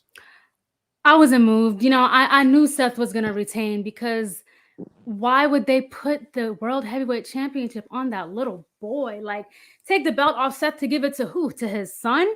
That's ridiculous. I knew Seth was going to retain. I wasn't moved. I was just watching it play out because, as he should, it would have been dumb, first of all, to put the title on Finn. Like, what a way to make your show just, I don't know, it would be the loser brand. You know what I mean? But I thought it was an amazing match. Definitely match of the night. I would definitely put it in top 5 matches of the year. Seth Rollins is in his mid-30s, and he's in his 6th or 7th prime. It's unbelievable that this man could do what he does with the likes of Finn Balor. You just don't see real wrestling like this. It's shut the fuck up, AO. Like, you're not going to keep interrupting me. Like, you're not going to keep fucking interrupting me because you want me to quit? No, go ahead. I ain't getting dressed up so I can hear your voice. We're going to play the floor. I want to hear you. Get your Duffy. People don't want to fucking hear you. No. Fuck out of here. You like to come to backstage promo. You know, from beginning to end, it was literally just active. Like, what can I say? What more could I say about the best wrestler alive, Seth Rollins, our World Heavyweight Championship? I rewatched the match today. Actually, I rewatched like a lot of stuff that happened on SummerSlam, but that match in particular, I was like, you know, maybe when you watch something live the first time, like, you know, it might be better than like, you know, if you like rewatch it a few times or whatever. But no, it literally got better watching it again. Like, this was just art in the form of wrestling because Seth Rollins is an artist. And like I said last week, had they took that belt off of him, that would have been like killing Jesus. I think his championship reign, like, we have just scratched the surface with this match. Feel me? Like, that match was legit like 10 out of 10. Like, imagine what more he could do. Bro. Yo, Monty is crazy, yo. Monty is crazy, son. This nigga hates wrestling, bro. For those that only doing audio only, Monty in the chat said 3.25. I've seen, honestly, that don't even bother me. I've seen what makes Monty cheer. His boos do nothing to me. Oh, we need to have Monty on Face Off to go ahead. Look, I think it's time for our first face off. Hangman versus Israel. Was Seth Rollins winning yesterday the right choice? Let's go. Who wants to obviously a yes. First, I'll let you plead your case before I eat you up. You're gonna you want to have the last word like it's a rap battle. Okay. Well, folks, microphone check 1 2 1 2. Here's a fucking thing coming from Ebu. My man Finn Balor had his fucking valor stolen. You feel me? He walked in there and they've been hyping up Judgment Day for 2 months now, right? And they've been getting a lot of momentum. Losers. Judgment Day started to they've been really elevating like the product surrounding the Bloodline right now. They've really helped NXT's ratings. They're the top heels of Monday Night Raw. They're the guys main eventing every TV, and they're opening a lot of the TV shows, right? And I'm all for heel stables being pushed this hard because you can then create new baby faces coming out of it. And Judgment Day, they have a great dynamic with Dominic getting the booze and Rhea being a superstar and all that stuff. Finn Balor's whole thing is that he wants revenge on Seth Rollins, right? And Finn's been fighting for credibility throughout this whole process. And for me, you would legitimize him and the stable by having him go over and win the championship here. And I thought the near falls and the drama was great. What would have been a money dynamic for television, guys, is you have the heel stable with the top guy holding the belt, and his second in command is the Money in the Bank guy, because what's going to fucking happen there? You never know. You do the will they, won't they thing every week. You have them tease it. You have the drama. You have Finn Balor holding the belt, fighting other mid-card baby faces. That's what should have happened, because it would have cemented Judgment Day as a real main event major stable. And because Finn Balor lost, he no longer has the credibility, and Judgment Day look like Scooby-Doo villains. And so either you kick Finn Balor out now, or Judgment Day is just a group full of jokes that you don't take seriously. Seth Rollins could have won it back on a TV episode or a pay-per-view. You could have built to a big That's rematch. bullshit. But That Mickey Mouse because, booking. hold on. It's still my turn, and you will respond. But here's the thing about it. Here's the Who I you getting said loud that. with? Yeah, I'm Who you getting loud. loud I'm getting loud with you, because here's the thing. The thing about it is Seth Rollins, right? Now you can't do no rematches because he beat the nigga 2-0 or 3-0. He swept them, right? That's the point. That's not the point. You build the rematches when you have disputed finishes, when you have different winners. And if Finn Balor won here, you could have popped the rating on a Raw with the rematch. You could have popped something with the fucking pay-per-view. But right now, it's just dead. It's dead. It's fucking done. And now you got to fucking come up with some new shit. And so now it's on Hunter to come up with some new shit. So like I said, Finn Balor should have won the World Heavyweight Championship last night, and he didn't. And it was a fucking fumble. And Seth Rollins is going to continue his reign, and it was a missed opportunity. 1 to 10, how would you rate Seth Rollins' reign right now? Back opinion, man. 7.5. It's not bad, but I wouldn't have hated him losing here. It's not about Seth. It's more about Judgment Day. And so that's my point. I won even before you responded. Everybody in the chat, give me my fucking 10s. Give me my fucking flowers. Oh, he wants his 10s. Give me my fucking 10s. Go ahead, Israel. Well, first of all, had they put the title on Finn, it would have delegitimized the title and what they're actually building it to be. Because first of all, this whole feud that Finn seems to be having with what's his name, they could have that without the belt. They could either work out their issues and break up and do their own thing and then get back to Seth, and Seth can continue to be dominant, because honestly, like, him being a dominant champion makes a lot more sense. There's a lot more talent that, you know, could have really good matches, because let's be honest, like, Seth Rollins is the better wrestler. He's the better talent. He's better on the mic. He's much more over. Crowd reception to him is much better. He looks better. In every single sense of the word, like, Seth Rollins is a superstar and Finn Balor is just Finn. So, you know, it's a major downgrade to present this title and market it to be like the workers title and then give it to a scrub. And even with it regarding like the feud that they had in kayfabe, it's like he wants his revenge from something from 7 years ago and he hasn't let that go. And Seth is continually little boying him. So how is that the person that should be dethroning Seth? Like, how is that the person that's going to be the champion? That shit makes no sense. And also, he's the least important member of his own stable. How are you going to make honestly, Dominic Mysterio or Damian Priest or even Rhea Ripley taking the belt off Seth would make much more sense than Finn Balor taking it. Like, he needs to just go back to the drawing board, because he's not even the most dominant member of his own group for him to be getting the title off of Seth. Okay, and with Roman being out for the next 4 months or so, how is he gonna fucking carry the title? Like, he just doesn't have it like that. And that's unfortunate for him. But Seth Rollins is going to continue making that belt actually mean something and actually be important and actually have good matches. Okay, I got a question for you. Would you not consider Seth Rollins a rising tide that raises ships? Because if you do, and you respect him and you respect his ability to get people over, right? You're right. He is more over than Finn Balor. You're right. Finn Balor arguably is the least important member of the Judgment Day, right? This was his vehicle to then lift him. because if he wins, now by virtue of being the title holder, he now is on an echelon that he was not on. And you then elevate everybody around him and the product, because now you have an upper tier player that you just created. And this would have been, like I said, something to legitimize Finn Balor. And so your arguments are actually helping my argument, because at the end of the day, it would have been a positive for the product overall. Yes, Seth Rollins is a star on Raw. Yes, he's more over than these guys. He's more big time.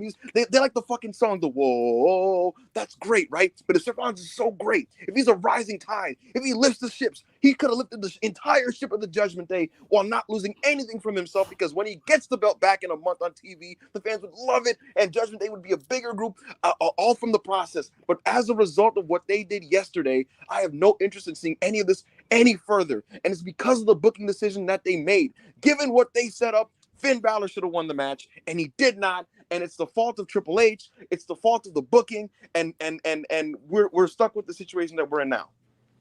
Okay, how does that make Finn look like any more of a star if he won it last night just to lose it the next time he defends it against Seth? So you want Seth to little boy him 3-1? How would that make Finn or the Judgment Day any more valid? You saved the rematch for Survivor Series. You can do that. You can bridge this out and make it an arc. And also it delegitimizes the belt. Also, if you're hot potatoing it, but if you're hot potatoing the belt, it makes the belt seem like it matters much less. Also, say it again. You can hear me. Like if you hot potato the belt, that's gonna make it less important. Also, the thing is, Isra, sometimes you're right. Hot potatoing can be bullshit. It just makes it look like a fucking toy, right? But when you make it compelling and dynamic and dramatic and creative, it doesn't. And so it wouldn't be hot potato. Here's what my vision, right? Because you have to have vision, like your man, a visionary, right? This is the vision I would have had. Finn Balor wins, right? Seth Rollins is like, man, this is fucking bullshit. What's going on? You throw Seth on an alternative tailspin that pulls him away for a month or two, right? And while he's doing that, Judgment Day is reigning overall like they were doing, right? They're doing their thing. Finn Balor's the champion. He's fucking around with challengers A, B, and C for the next few months. And that takes you through August, September, and then you get to November. Seth Rollins has overcome whoever the fuck he was dealing with, whether it be Tommaso Ciampa or Bronson Reed or somebody like that, right? And then he's like, I want my fucking belt back. At that point, he's not little boying Finn Balor, because Finn Balor at this point has had a reign where he's defending it every week on television. He's a big part of the show. And at that point, Summer Survivor Series, we have a big return match where now this means a lot more, because it's Seth's big comeback against the Judgment Day, who are stronger than they've ever been. And they would have been higher than they would have been in August, because they've been elevated by this reign. And like you said, Seth is a star, right? If Finn beats a star, then he is a star. That's wrestling booking. That's the idea. That's what you're. That's oh my god. Okay. Oh my god. What the? This guy really thinks if he talk louder, that's gonna make him smarter. Let me tell you something. Yes. This staple that Finn has been a part of, like I said, like you might disagree with me that he matters the least, but Seth, who literally started his career off as a member of the Shield and being dominant, and then being the best. Money in the Bank cash-in, the most iconic cash-in of all time. How would that make sense to have him like lose to a stable that's like, how do I say this? First of all, they're just weak. Like you would think that like, given his history, that he's able to overcome these kind of things, because that's what he's been through. Like he knows this like the back of his hand. Mm-hmm. Even cashing in on him, it's like, it would be a big deal for whoever cashes in and successfully does it to Seth, because Seth is the standard of the Money in the Bank cash in. So I don't know. You're kind of like devaluing like a literal living legend by having him lose to a bunch of scrubs. Like he knows like being a part of a faction, what that's all about. He knows what being a Money in the Bank briefcase holder is about. And like, if you kind of take in everything else, like him just being better and drawing more and everything, like it's just a no-brainer. You know, like you can preach and be loud and be like. Turn of events. The chat is reluctantly with Backup Hangman on this one. I here's what I got to say about this, right? And I appreciate the chat. Here's what I got to say about this. It's right. I think because Seth Rollins is a week in and week out wrestler, right? We need to take advantage of things. Bro, hey, you're only bringing that up because you don't even like Seth. I'm the moderator. Go ahead. The thing is, I was gonna set up a survey on Survey Monkey, but it's taking too long. So we gonna use that in the future. I'm gonna set up polls. And beyond that, guys, for those of you YouTube and shit. listening, make sure to leave a comment below on your opinions on these debates. But I was going to say this. Here's the thing about this, Israel. Because Roman's gone, because Seth isn't Roman and he's a full timer, we should take advantage and do things that you can't do with Roman because he's not there week in and week out. The things you could take advantage of are creative and dynamic stuff you could do with title runs. And again, I'm not saying hot potato back and forth, blah blah blah blah blah, but you can do a thing like, hey, I drop it in this gimmicky way where I got fucking quadruple teamed, and then I get back to it in 2 to 3 months. But that's just my perspective. Nonetheless, Seth Rollins is a superstar. I don't deny this. He's big time. The fans love him. I'm a little worried about Judgment Day. We'll see what happens with that. And that's kind of that. Thank you, Isra. I will shake your hand. You were. I'm not shaking your hand. Really? Not only did the better man win, the more talented man won, but like I've seen what all of you cheer for. So you booing, it don't do nothing for me. It don't do nothing for me. It don't do nothing for Seth freaking. We are still champion, baby. You gonna yell all you want. You can preach all you want. We're still champion. So thank you guys for your input. I'm afraid you're all wrong. So that was that. That was the Seth Rollins conversation. This match was followed. What are we doing now? The match was followed by the women's triple threat. And I thought that the ladies worked. Hold on. I made a poll. I'm gonna drop it in chat. Okay. To see who the winner is. Israel versus Ibu. All right. So everybody click that poll in the chat. Vote. I'm gonna leave it up here for a minute. All right, go ahead, Hangman. We're gonna check back in like 15 on that. King of the North said Israel's right. Actually, nobody wants to see Finn Balor versus anyone for the belt. That's cap. Oh, Monty sent it. Thank you, Monty. No, that was me, pussy. Oh, damn, nigga, my bad. Yeah, but no, the women's three-way. It was Bianca Belair versus Charlotte Flair versus Asuka for the WWE Women's Championship. And they had a lot of time, about 25 minutes. The longest women's match in the history of SummerSlam. And they did a lot of stuff. It was very ambitious. They did a lot of creative sequences. A few spots that were a little bit whiffed, but ultimately they worked hard and did a lot of cool things. Bianca Belair did a worked knee injury, and it had me mortified. Bianca limped back in the ring and did a 450 splash onto, I want to say, Charlotte, when Charlotte was doing a bridging figure eight submission. Bianca Belair is just a fucking stud. You know what I mean? Oh my god, bro! The woman that she is, just ethereal. You know what I mean? Just fucking amazing. She won this match. She won and became the new WWE Women's Champion, and I was fine with that because Bianca's the queen. But Io Sky's music hit, and she ran in and she fucking hit everybody with the briefcase. And Bayley was right there with her by her side. And Bianca got hit in the knee with the fucking Money in the Bank briefcase. And Io got the win after a moonsault. And so Io Sky, formerly Io Shirai, legend from Stardom, big star from NXT. She's now the WWE Women's Champion. And as Michael Cole said, from the world of Stardom to on top of the world, you know, Io Sky is the champion. This was genuinely like the number one highlight of the show for me. This is one of my favorite wrestling moments of the year, to be honest with you, because I just really love Io, and I feel like the company's made it harder for her to get to this point than it should, given her talent level, and so it really felt like she was swimming upstream to reach this, and I'm just so happy for her. I think she's amazing. I love Io, and hopefully this is going to be a great reign. You know, Io's a champion. Kyrie is coming in soon. And we'll see how this whole thing turns out, but I am just happy with these developments. What did you think of all of this, Isra? Well, I thought it was a great match. It was the second best match of the night. But Io winning was like the best moment overall. So yeah, I thought it was great. At first I was kind of like annoyed that Bianca won just because I really want Io versus Asuka. Like at the moment, like out of all the women, like that's my dream match. But I'm sure we're gonna get that like along the way.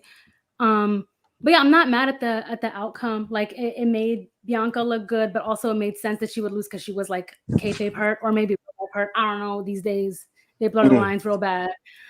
But no, like I would say the whole thing was like very solid and one of my favorite women's matches from the past year. Yeah, I really enjoyed this whole thing. Ayo, what did you think of Bianca winning the title, the three-way, and Io? Well, the three-way, right, it had flashes of greatness in there. And it also had flashes of nonsense and bullshit.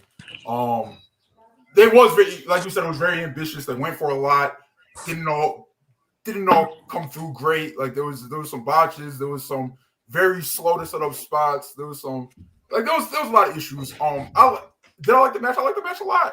I like the match a lot.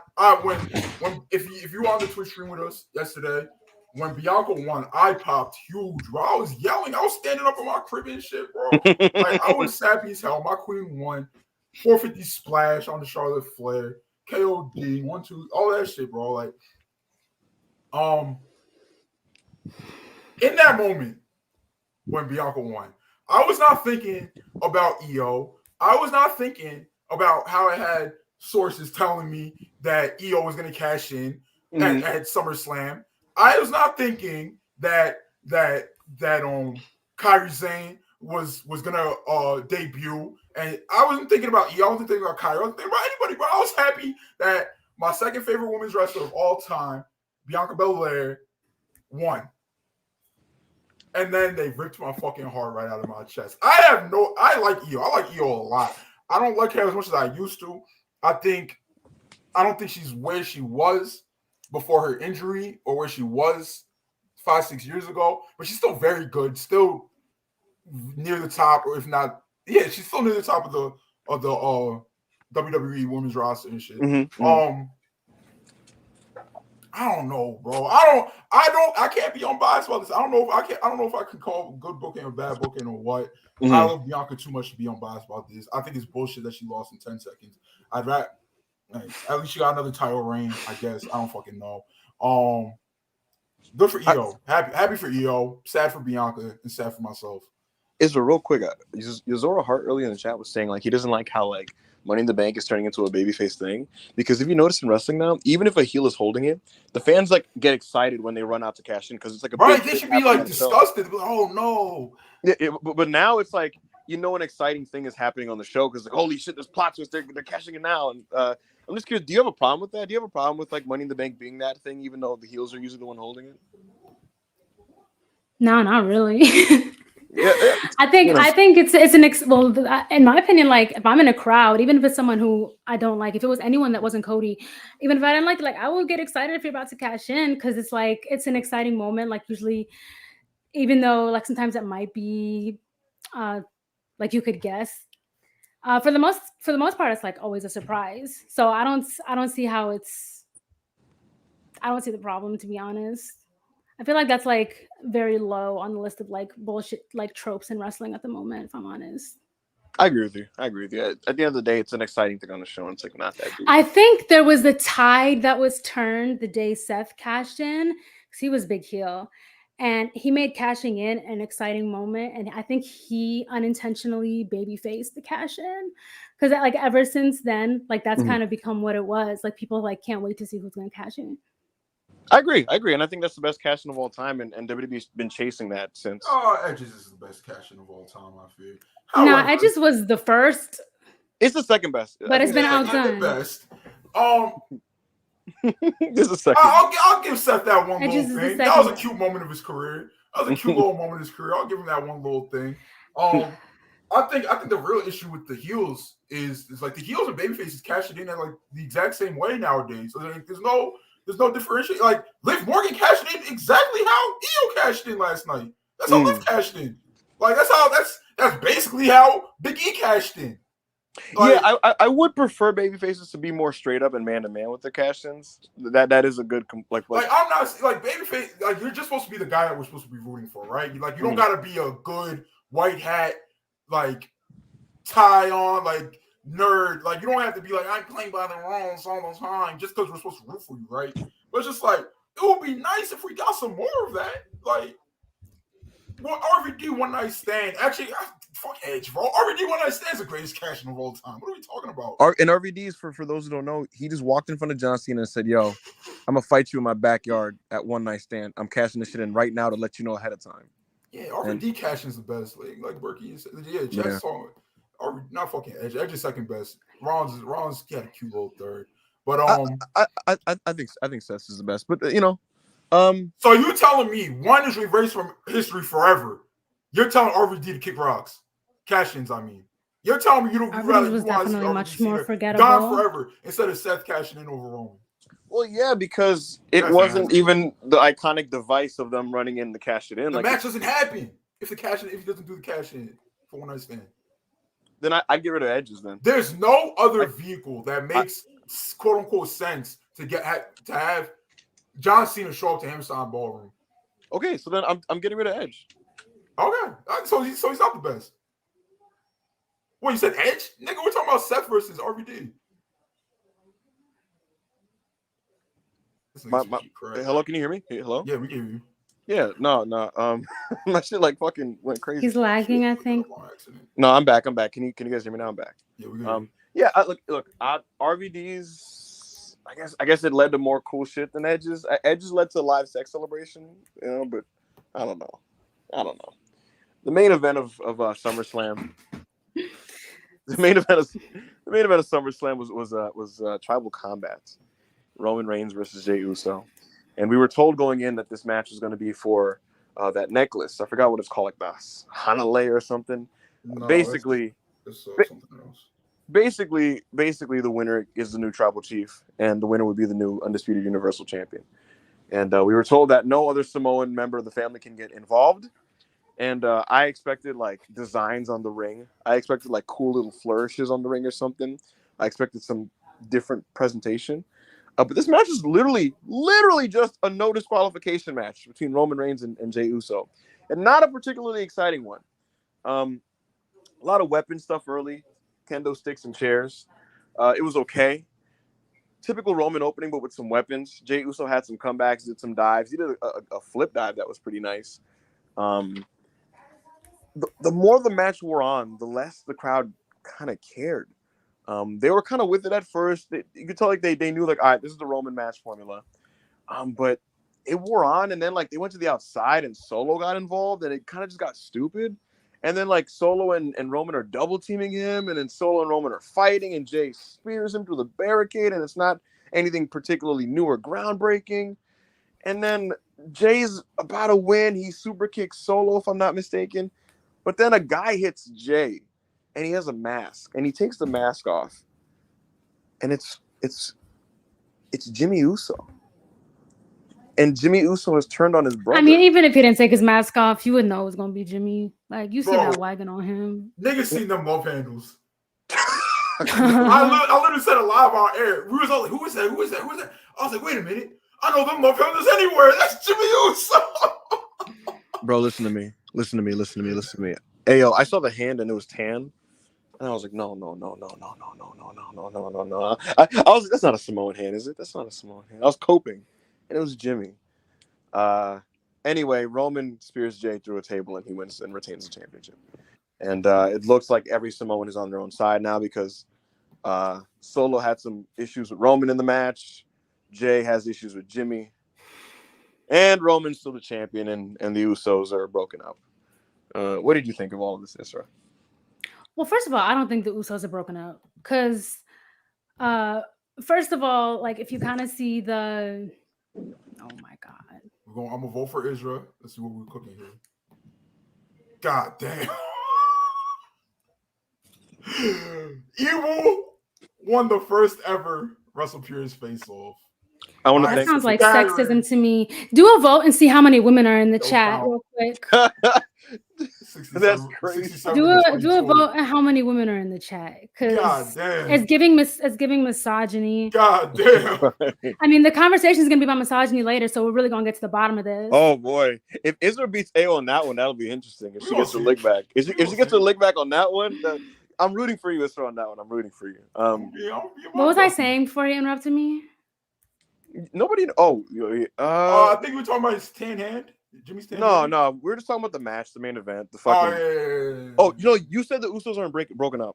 Oh yeah, that's what you said. No, because like if you kind of go back, it's like Jimmy.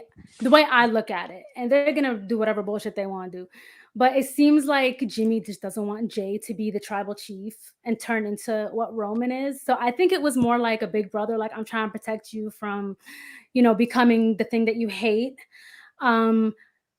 However, we don't fucking know. It could be a jealousy thing. I don't know. I was trying to rationalize it today because yesterday I'm like, why the fuck would they do that? Like, I mean, I knew Roman was gonna retain because it's a no disqualification type of match. Now, had they made it like Hell in a Cell, no one could come in, no one could come out, it's just one-on-one, no interferences, then like you can make the case that like, okay, well, Jay might have a chance because even in like all their older matches, he kind of needs Jay and Solo and whoever else to like win the match. Like Roman hardly ever really wins matches without interferences. So how he wanted to like really win, it shouldn't have been a no DQ. It should have definitely just been like no outside interferences involved. So I did expect Roman to retain. I didn't expect it to be like that, and that's definitely the worst fucking case scenario that they could have did. I don't know how, like, the thing is, Bloodline fans go so hard for this telenovela. Like, they're talking about seeds were planted, and if you really paid attention, like, it makes sense that this would have happened. And, like, expose these niggas, I myself, I'm like trying to rationalize it as well because I'm like, maybe like it makes some kind of sense, but there's so many other ways they could have went about it. Like Solo was right there. Solo is like at the moment. I mean, it seemed like at one point in the match he might have switched up, but like consistently been on Roman's side. So it's like I don't know why they decided to pull the trigger on this Jimmy thing and like completely bite the Bella twins and what they had going a few years ago. But we're just gonna have to see. In terms of the match itself, I thought it was very okay. I thought it was going to be so much more exciting, but it just was what it was. Gigantic letdown, huge miss. Roman flew too close to the sun. He felt untouchable. He thought his shit didn't stink because everything he's been doing has been a hit to the audience and stuff like that. This was not that. They thought they could just do their usual shit, and these fans were not jacking it.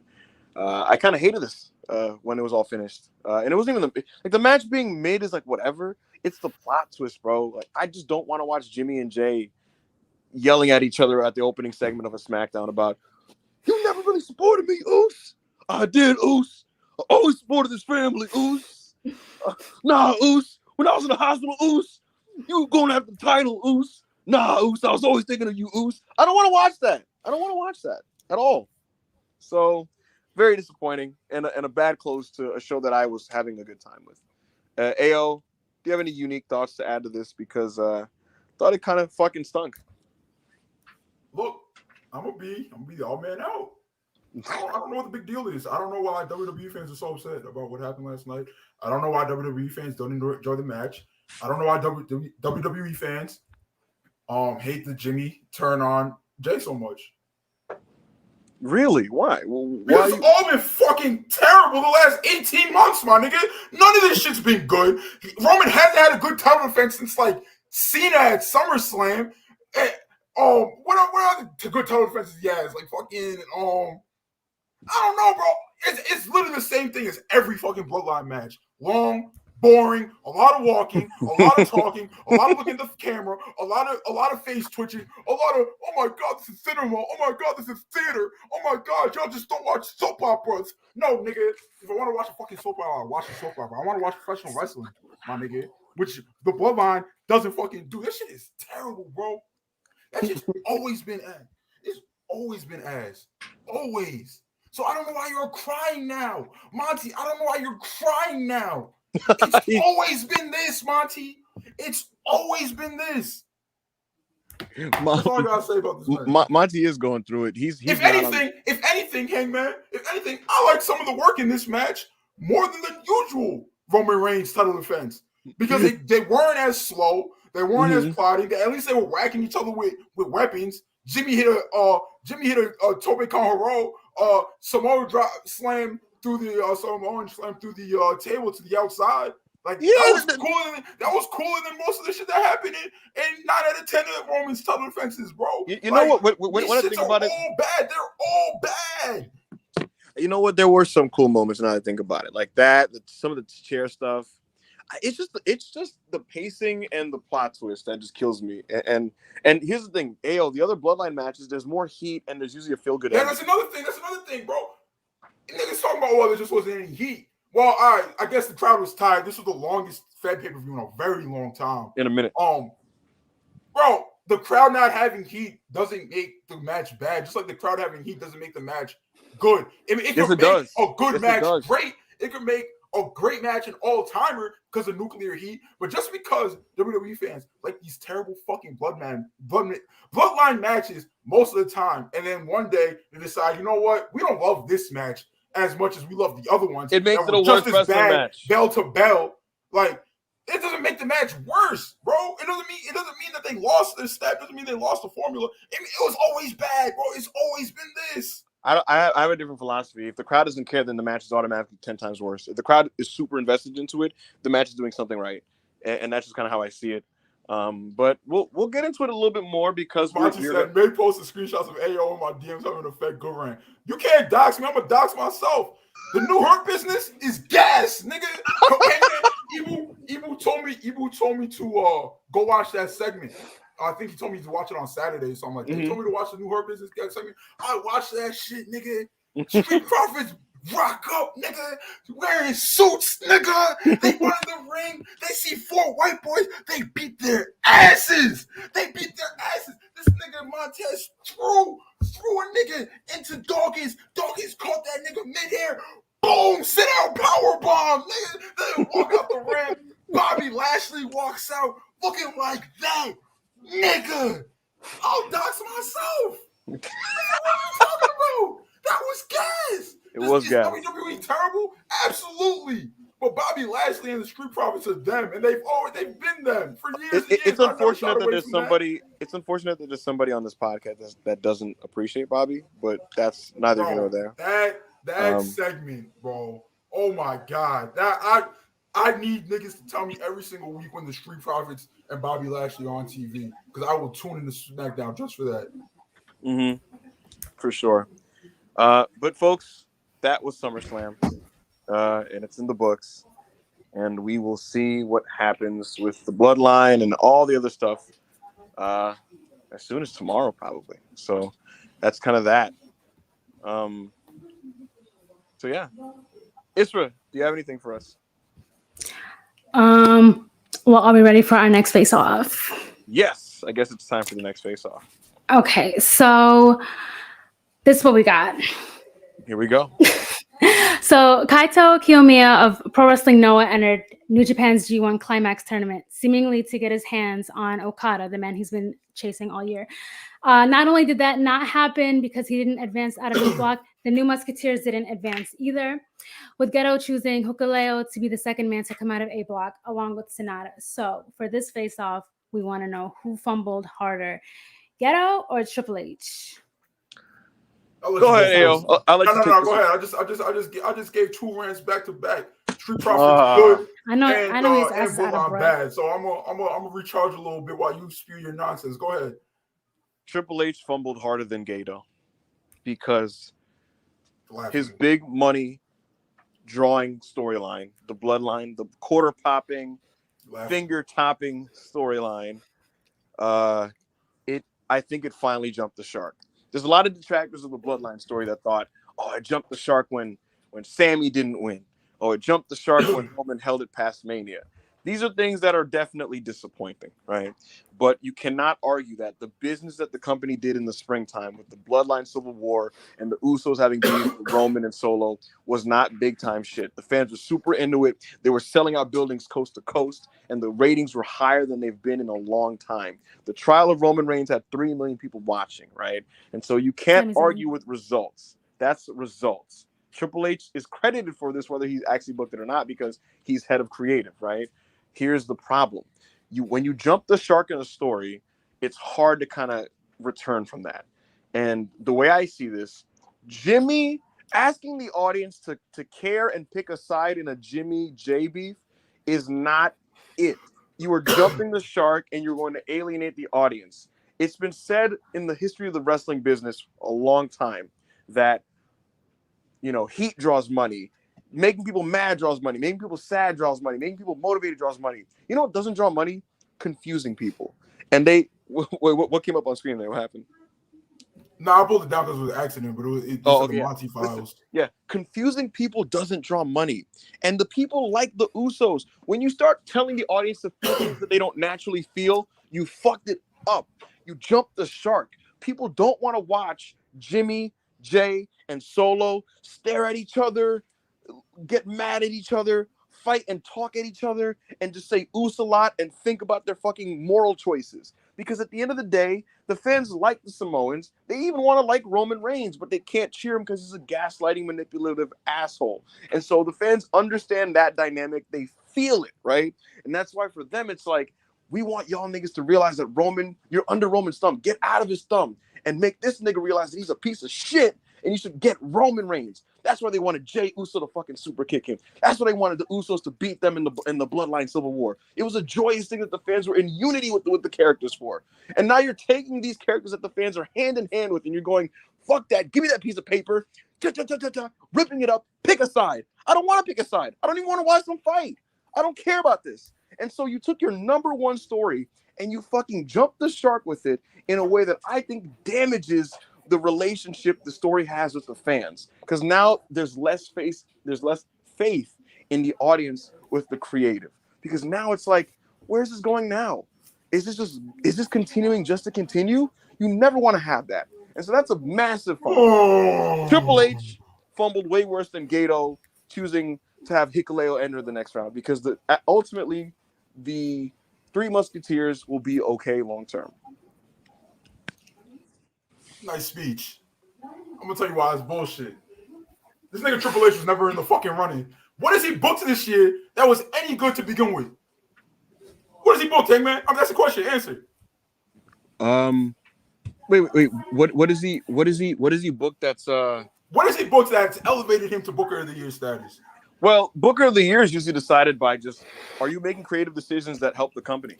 You know, and ultimately there's a lot of choices that have been made this year that have elevated a lot of wrestlers in the company. The Judgment Day stuff, like that's Triple H. You think Judgment Day is a feather in the cap for Booker of the Year? Yes, they're very successful. Look what they've done for NXT.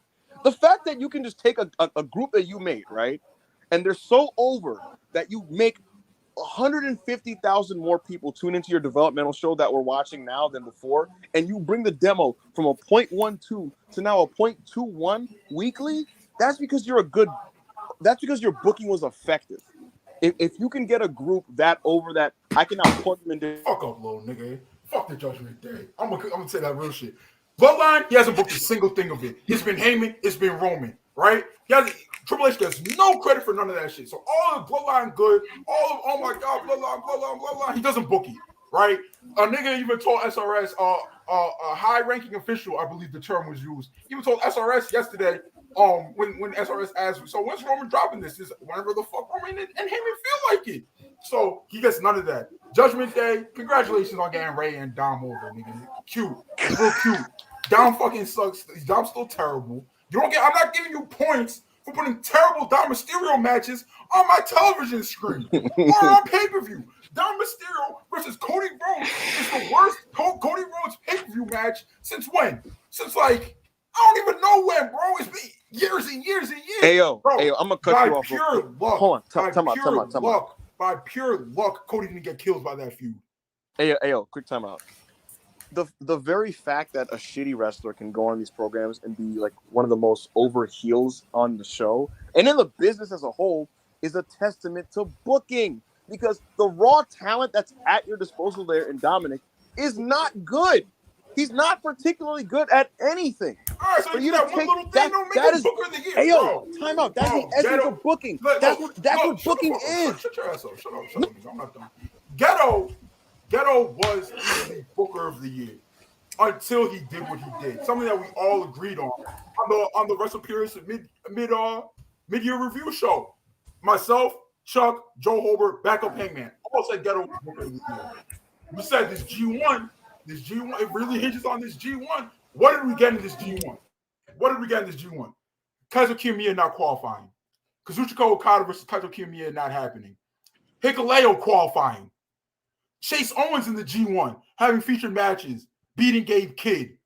What the fuck are we talking about, bro? Gabe Kidd not qualifying. What are we talking about? Like, it's also like Eddie Kingston jobbing the losers, him not having, he wasn't even putting the best block to have good matches, bro. We all said, yo, this Gedo winning Booker of the Year could all be tied up if he has a good G1. It's been a disaster class. The knockout round should be great. the quarterfinal should be great. The final should be great. But that doesn't make bro. When people think about the G1, they think about the round robin tournament, and it was doo-doo, my nigga. Think about what they're gonna be saying about this G1 5 years from now, Hangman. Think about they're gonna be shitting on this G1. Gedo was killing it earlier in the year. Sakura Genesis, Dominion, Dontaku, Wrestle Kingdom. Those were all amazing shows, bro. And then he rewards us by fucking bending over, spreading his cheeks, and farting in niggas' faces, bro. That is crazy. It's nasty out here, son. Do you know the card last night? For New Japan Pro Wrestling? It was so bad that there wasn't even a single match on the card that I would stay up to watch. Like on paper. Look at this. We had. Hold on. I'm looking at the wrong. Let me scroll for 2 seconds.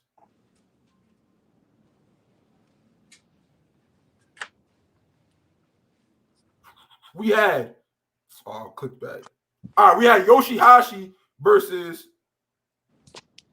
I'm fucking up. Give me 2 seconds. We had Yoshihashi versus Kenta. Taichi versus Great Okan. Okada versus Tonga Loa. And there's now an infamous clip going around of Okada selling for like Tongan Kung Fu, my nigga. Polynesian karate. Like, what was that? What would you call those strikes? Look, man. Bro, WWE fans seen that clip when circulating. They was like, this is the best wrestler of all time. This is the greatest promotion of all time. WWE fans was twerking on the timeline when they seen that bullshit. And I blame Okada for selling for that bullshit.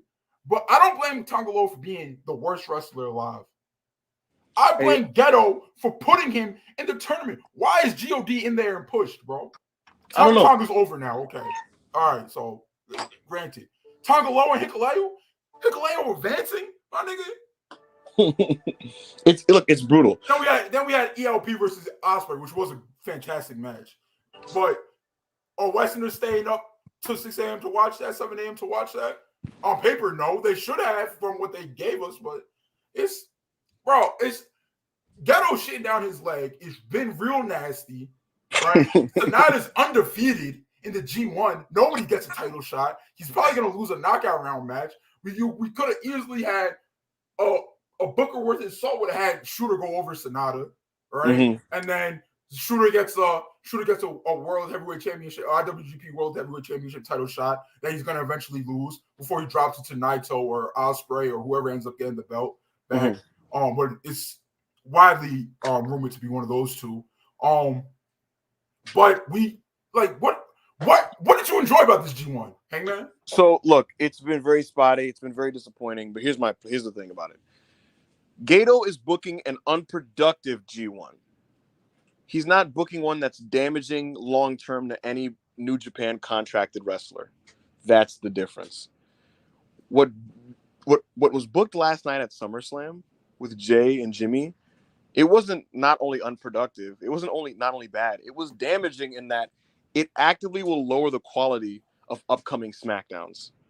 Think about what people say about this G1 5 years from now. That Uso BS will go down as all-time bad. Bro, look, it is all-time bad, Monty. But the thing is, Triple H can't fumble a competition that you're in when you are never in the fucking running, bro. Triple H was never in the running for Booker of the Year. WWE is in the running for Promotion of the Year. The business they're doing right now is absurd. It's ridiculous, bro. There's no fed batting when it comes to their business. But TV is bad. The pay-per-views are fine because you put wrestlers in the ring, tell them to wrestle. It ends up being decent. That's why I end up watching the pay-per-views and shit. Because more times than not, you're gonna get at least 3 matches that you really enjoy. Triple H was he your Book of the Year, Ibu? No. Exactly. So but guess what? But you're guess what? conceding my point. How can he fumble worse because when he wasn't Booker of the Year? How can he fumble worse? The nigga who was on top fell off. So when you're the nigga on top and you fall off, bro, he's I don't. Hey, listen to me. If SummerSlam closed with an incredible main event with amazing gripping plot twists, you would absolutely have people going, man, what an amazing big show. Ford Field, 52,000 people in there. Triple H and WWE is on fire. Man, you gotta consider Hunter for Booker of the Year. That's how some people would absolutely think. And I think the way it ended he basically shot himself in the knee and like embarrassed himself. Even if we know that like that wasn't his call, but still he gets credit for the good stuff. He has to get credit for the bad stuff. Again, I think what happened last night at SummerSlam will make the TVs coming out of this worse. And some people's defense argument is, hey, at the end of the day, it's not going to negatively affect the ratings. We shall see. This is one of those debates where time, the right answer is going to be decided by time. But in the moment, I'm feeling that Triple H fumbled way worse than Gedo. What do you guys think? Monty's in the chat talking about how WWE is doing their best business. And they are. And I'll put WWE over for the business they're doing. But it's not like Triple H is doing anything that any person with 3 functioning brain cells could do, bro. Like, I don't think WWE television is good, but WWE fans would watch it in droves when Vince McMahon was head of creative 2 years ago, 3 years ago. What was they doing every week? 1.8, 1.9? What are they doing every week? 1.8, 1.9. Well, they're not doing 1.8 anymore, but you know what I mean? Like, it's not WWE fans just wanted WWE fans, right? They just wanted to watch a show that made sense. And when it even made no sense, even when it was the worst thing on television, they defended it with their entire fucking life. Right or wrong, Hangman? Yes. So now that it's just even deemed watchable or something that makes sense, of course they're coming back in droves. Like Israel said earlier, you see what they was cheering for before? You see what they was cheering for when Vince McMahon was his most demented, out of touch, just completely out there. They were defending the Fed with their lives, bro. I guess. Like, all I know is that in the Triple H regime, the ratings and the tickets and the attendance have gone up, and it's a testament to the product becoming a better product. Again, time will tell on this one, but I would like you guys to vote. I don't know if you're gonna put a link up there, but I gotta make a new. Yeah, I got. While you're doing that, and before I transition to the next topic, I have a question for Isra just on this. Like, since we're done here, I killed you, bro. You didn't. No, you didn't.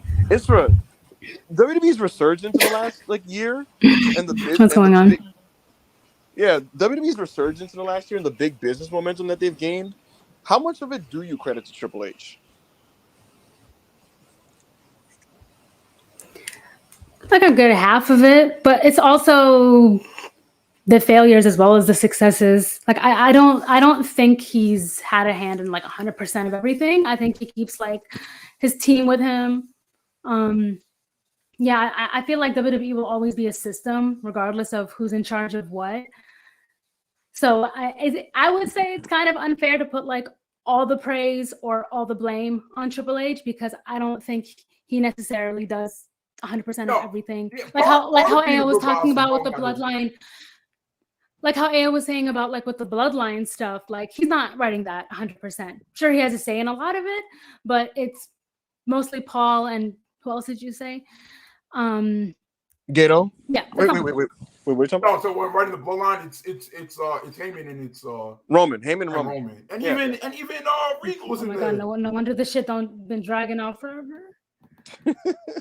Yeah, like I said last night, take the pen away from I'm sorry, Roman. am I lagging? A little bit. Only a little bit, but it's nothing crazy. Yeah, I don't know where I came from, but hold on. Yeah. While it's just kind of fixing her lag situation, let's go through some of the super chats we missed. I'm about to get this quiz out for y'all. Get the quiz out, prep the super chats, and while we prep that up, guys, remember, like the video. If you have not liked the video, make sure to leave a comment afterwards. Subscribe for sure, and get ready because the main event tonight is Isra versus AO, and they will be talking about the debacle that was this Friday when it comes to the Lufisto situations, more specifically AEW's women's division coming out in full support of the company at the exact same time on social media. That will be coming to you guys shortly. But again, make sure to like the video, super chat, send comments. Isra, are you back? Wave your hands in the air. What's like up? You don't care. Am I back? You're back. Yes, you're back. I don't give a fuck. I'm glad. Did you change your mic? It's pink, but the all right. Poll is going out. Everybody in the chat. Poll is going out. Get your votes in. All right. So let's get into the super chats while y'all getting your votes in. Let's see. We got a band with another 50 bomb. Backup No Hangman. way. Backup. I'm going to give you two options. FTR's song that they want to coke you out to and all. Wait, man, what are you talking about, bro? I think He's this talking is a about southern song. to do it all in. Try that in a small town by Jason Aldean or Ricky and Jer's song "Genie in a Bottle" by Christina Aguilera. I don't know. All right, these so songs. Bam was asking, try that in a small town by Jason Aldean or "Genie in a Bottle" by Christina Aguilera. You know what? Because I'm a Bam, gentleman, I'm smacked when I do this. Yeah, shit. because I'm a gentleman, I'm gonna let Isra choose, even though I don't know what these songs are. I'll give y'all a little story on the Jason Aldean song. It's a song that recently dropped by a country singer named Jason Aldean. It's very racist. It's basically like, I see how you blacks be doing on the news, looting, pillaging, raping. Try that in a small town. See what happens to you, boy. That's basically crazy. The song. That's basically the song. Yeah, you could sing that one. No, we're gonna do "Bottle," "Genie in the Bottle." No. Because I like "Genie in a Bottle," so I don't want you to ruin a song that I like.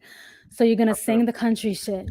Because Bam paid $50, you're gonna respect him. I respect Bam, and as a result, I'm gonna beautifully sing a beautiful song by Christina Aguilera. A beautiful. No, you're not, because you asked me for which one.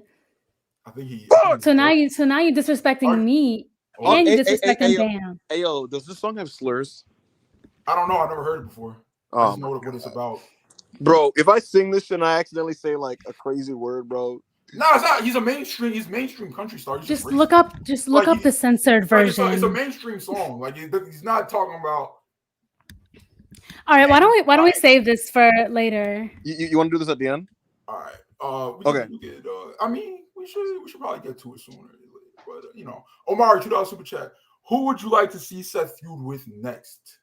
A job application, because I don't want to see him on TV no more. Go ahead, Isha. Who do you want to see him feud with?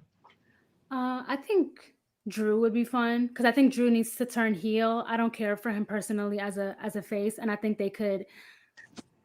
Fuck! I don't need Monty to be agreeing with me. Why? You don't about G-Bag feud. You don't like Monty being on the same page as well. Bro, Drew can't lose again, bro. I think he should. If Drew was gonna come back and lose, put him in a world title program. It should have been the Seth program, like off rip at SummerSlam. Imagine Drew being like the title chaser just to like lose left and right. That shit is hilarious. That would be big. Like he can't. Like Drew needs to win. Whatever he does next, he needs to win. Monty Isra is the real face-off. That's the real face-off. Oh wait, no, we don't play into Murph's stupid bit.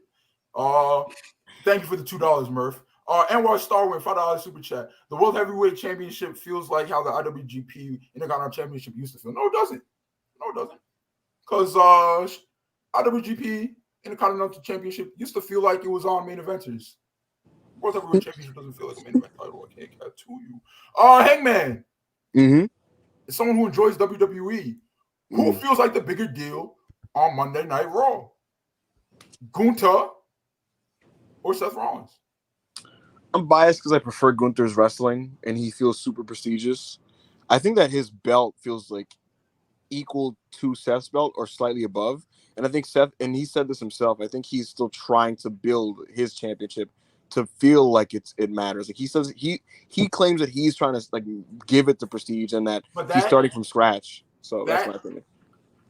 Gunther started from below scratch. We gave less than a fuck about the Intercontinental Championship. Oh no, bro! Y'all saw the crowd reception when Drew lost and Gunther was standing tall. What do you mean? Well, like I didn't really crowd notice. Reception. He got booed out the building. Gunther? Who, Gunther? Yeah, he's a heel. Supposed to get booed. They were cheering. They were cheering when he had his shit with Sheamus. I guess all I know is he's not a babyface. All I know is this. Gunther is amazing, and it's a testament to him that like you could make the argument that his belt is the world title Raw.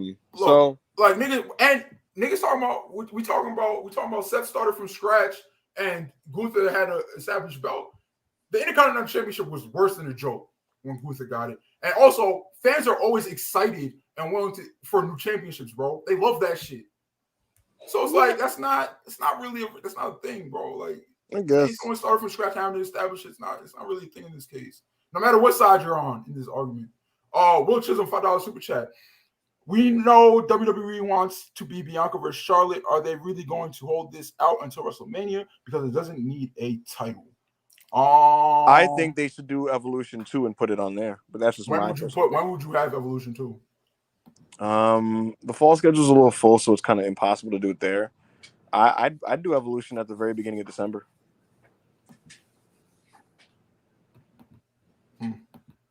Israel, what are your thoughts on Evolution 2? Is that something you want? Do you think it's pandering? Do you think the girls should be booked better when they're on the cards with the men? What do you think? No, I think they should have had multiple evolutions by now. I think the first one was pandering, but the fact that they didn't do it again, it's like, what was the point then? Like they got the reception, like the whatever the fuck that people were saying about the first one, and then they just completely gave up on the women. I mean, that's literally just how they've been treating the women, period, like since forever. So I think instead they should have just like built like on top of that and like learned from their mistakes and just booked it better. So yeah, a well-booked Evolution with, you know, all the women that everyone wants to see and like good matchups, like it would be like a top tier pay-per-view from like the whole year, but they just don't want to put in that kind of effort. One of these weeks, Isra, we gotta do it a face-off where we put together our own Evolution cards and let the people vote which is a better card. That would be fun. Yeah. I'm gonna put a card together. You're gonna put one together. P from Wrestle Purist's own. Fuck out of here. Tuesday night, Dumb Guy Lives. $2 super chat. Team Israel. Fuck out of here. We love Parker. He's bouncing. He's a Shea king. It's time. It's time for another face-off, guys. No. It's not time for that yet. Oh, really? It's time for the results. Oh. Big AO versus Ibu. And I won myself this time. People see you as their father, so you're gonna win, right? Oh my god! Get the fuck out of here! Nigga. Get the fuck out of here! I kicked your back in. These niggas just they were. Yeah, that's crazy. That's crazy, yo. I kicked your back in. You even had Monty. You had Monty trying to jump me in the chat. He was speaking facts. It didn't work. I kicked your fucking back in. Listen. Yeah, nothing happened to my back tonight, but it's over for you. All right. Whatever. These comments are killing me in the live chat. I love you guys. Appreciate you guys. Again, please like the video if you have not already. Ibu AO is Shaq and Ibu's Kevin Hart. That's not true. I'm crying. Isra. This is gonna be for you and AO. You guys are the main event of this evening. I'm really excited for this, and I believe in you. And I think you can do it. I think you can beat AO and his army. It's gonna be tough with his army, but I think you can do it. Army. If anything, it's Israel gang in the chat. It's AO gang. I think, Isra, that you will have a thunderous and rosy response to AO on this topic. Lufisto is an independent wrestler, longtime independent wrestler, and she had a negative experience with AEW last year when she did some dates for Dark. And she spoke about the culture in AEW. She spoke about the bullying that she experienced. She spoke about people holding her down. And within a lot of her claims, she basically indicted people like Dustin Rhodes for his harsh coaching. She called out people like Britt Baker and Ruby Soho. And she basically was insinuating that these people in the AEW women's locker room are toxic. They're not very good. And they hold down people that are more talented than them because of how toxic they are. And that they run things backstage for the women's division, not Tony Khan. A lot of heavy allegations there. And then this called into question the Thunder Rosa situation. People brought up Thunder Rosa, discussing how she was bullied and kind of gaslighted. And, at some points was frankly suicidal because of her situation behind the scenes. And really dark stuff. Britt Baker was very vocal in defense of herself, frankly, and she has every right to defend herself. And she basically was just kind of talking about the whole situation, and she basically was speaking out back at Lufisto. And among the things she said was basically just kind of like, the meeting with Thunder Rosa was just a meeting to, hash out some personal differences. And she was putting pressure on Thunder Rosa to respond on Twitter and basically clarify these things to take the heat off her. And she insinuated this a couple times, and she even liked a tweet that was suggesting like Thunder Rosa could squash this whole thing if she spoke on it. Right. Yeah. AEW's women division on Friday. They had a barrage of tweets. I'm going to give you a couple of them. Taya Valkyrie. This narrative that all the AEW women hate each other is quite frankly annoying. I've been there for 5 months, and everyone from the second I walked in that building had been nothing but supportive, hyping each other up and badass. Stop pitting women against each other. It's getting old. Renee Paquette. We have an incredible women's division that all look out for and support each other. I've never seen it be anything other than a safe space for a bunch of kick-ass women that all want to see each other and all of AEW shine to their full potential. Women hating women is a real dusty take. MJF said, if you listen to miserable people who never made it in the sport, that's not exactly the brightest thing to do. Use your brain. If someone's been in professional wrestling for over a decade and you find them to be talented, but they never truly panned out, there's a reason for it. Lack of talent, difficulty to work with, delusional, just to name a few. People love to talk ill of companies and will say things like, I'm the only person who's brave enough to speak up. When in reality, the only reason you're spewing bullshit is because you are aware deep down that you aren't going to make it. So what's the harm in spewing reckless lies and trying to hurt hardworking, talented people on your way down to obscurity? We have an amazing women's locker room. Sorry, not sorry. Britt Baker posted a directional down emoji on MJF's quote, an MJF's tweet.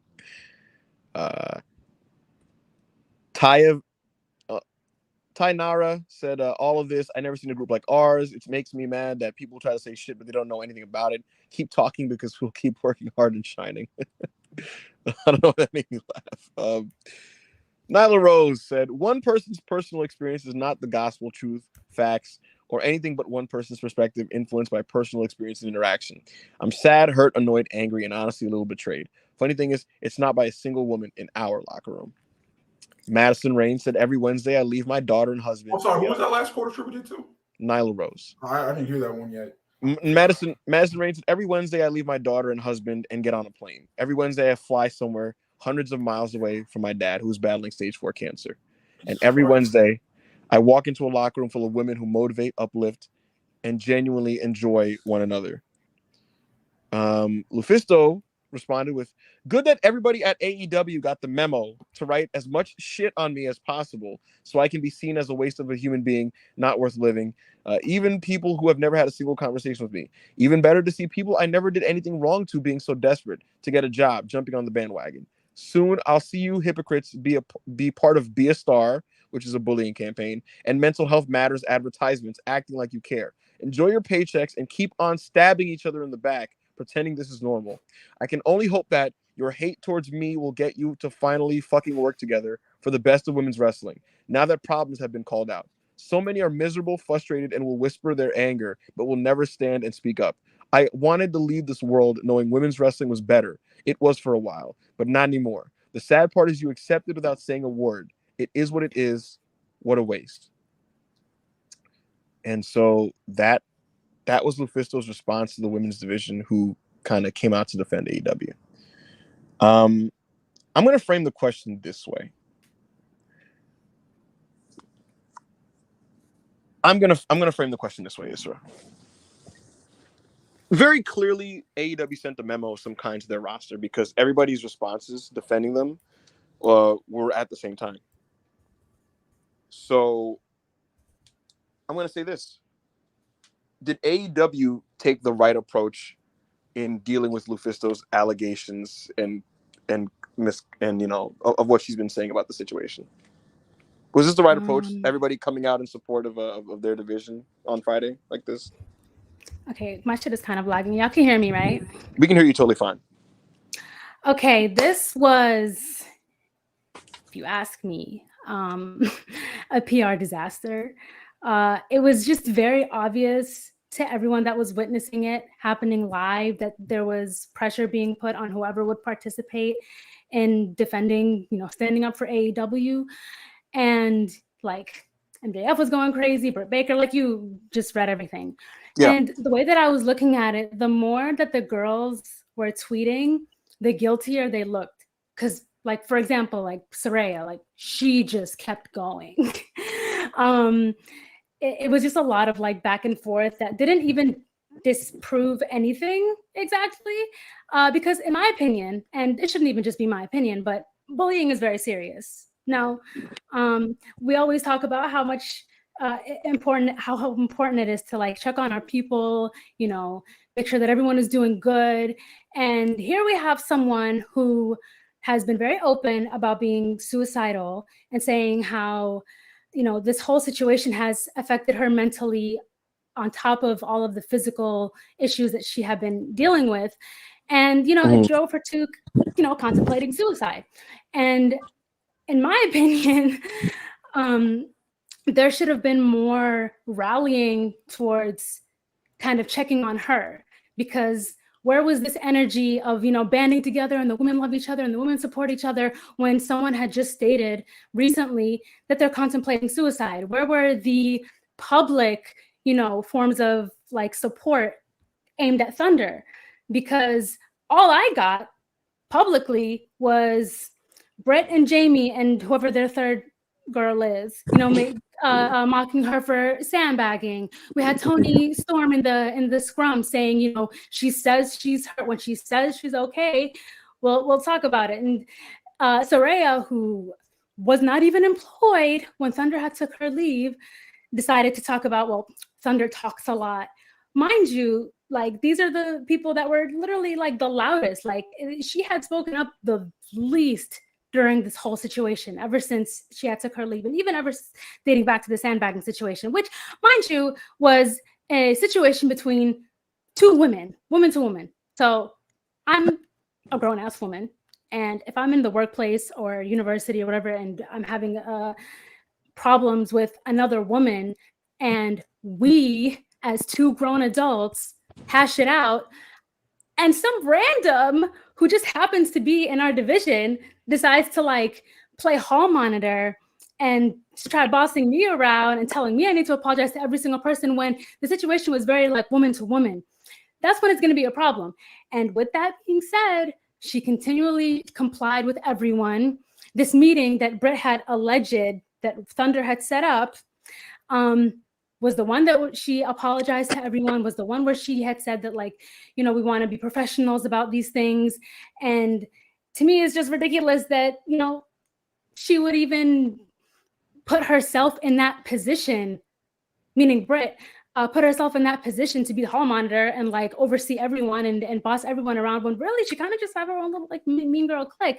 And to me, those allegations are never going to go away, because what they had did on Twitter the other day, it didn't really make their case any better. Responding to bullying allegations by bullying that woman. It just, to me, PR disaster. If I was a PR manager with AEW, I would have taken a completely different approach. Like I would have had them, speak out against bullying, talk about how against bullying they are. They can say, yeah, we love each other and we support each other, but we're not perfect and we have issues. But as grown women, like this is something that we're going to have to work through to make things a better working environment, because that's, the number one thing. Right? Yeah. And in response to, I'm sorry, is everything okay? No, I'm listening to you. Yeah, you're good. Oh, okay. And in response to what Britt said about, Thunder, Rosa should be the one to clarify because she set up the meeting. If that was true, then Thunder would have said something. I don't buy that shit. I don't trust that girl as like a Thor. And on top of that, it is not the responsibility of the victim of bullying to clear the names of those who victimized her. Wow. there should be public apologies towards her and saying, we fucked up real bad. Like, we're in a position where we got to come together and try to make this women's division the best that it could be, because we got it like that. But it's not. It's a lot of politics. It's a lot of stuff that it's not in your place to even take part of. It's just, in my opinion, the way that they went about it was so fucked up. Like, I know it's supposed to be a debate and I'm just straight up ranting, but I just have a lot of thoughts about this. I have more thoughts about it, but let's go to AO and see. Wait, before we do, I want to clarify a few thoughts that you expressed, just so that it's clear for myself and everybody involved, right?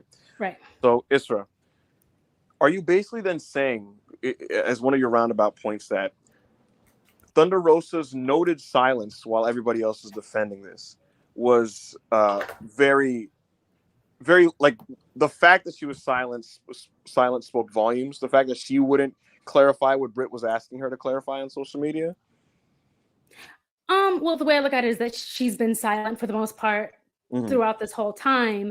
So had she spoken out, it would have appeared to be even more of an admission of guilt. In my opinion, it would have looked like more bullying, because why are you pressuring this girl to talk? She don't talk about this stuff. It would have just seemed like too much pressuring on her end and like telling her, like, clear their names, clear this shit up. Like, no, because at the end of the day, about as much as I would love to be a fly on the wall and know what really happened, to the fullest degree, none of us are going to fully know what happened.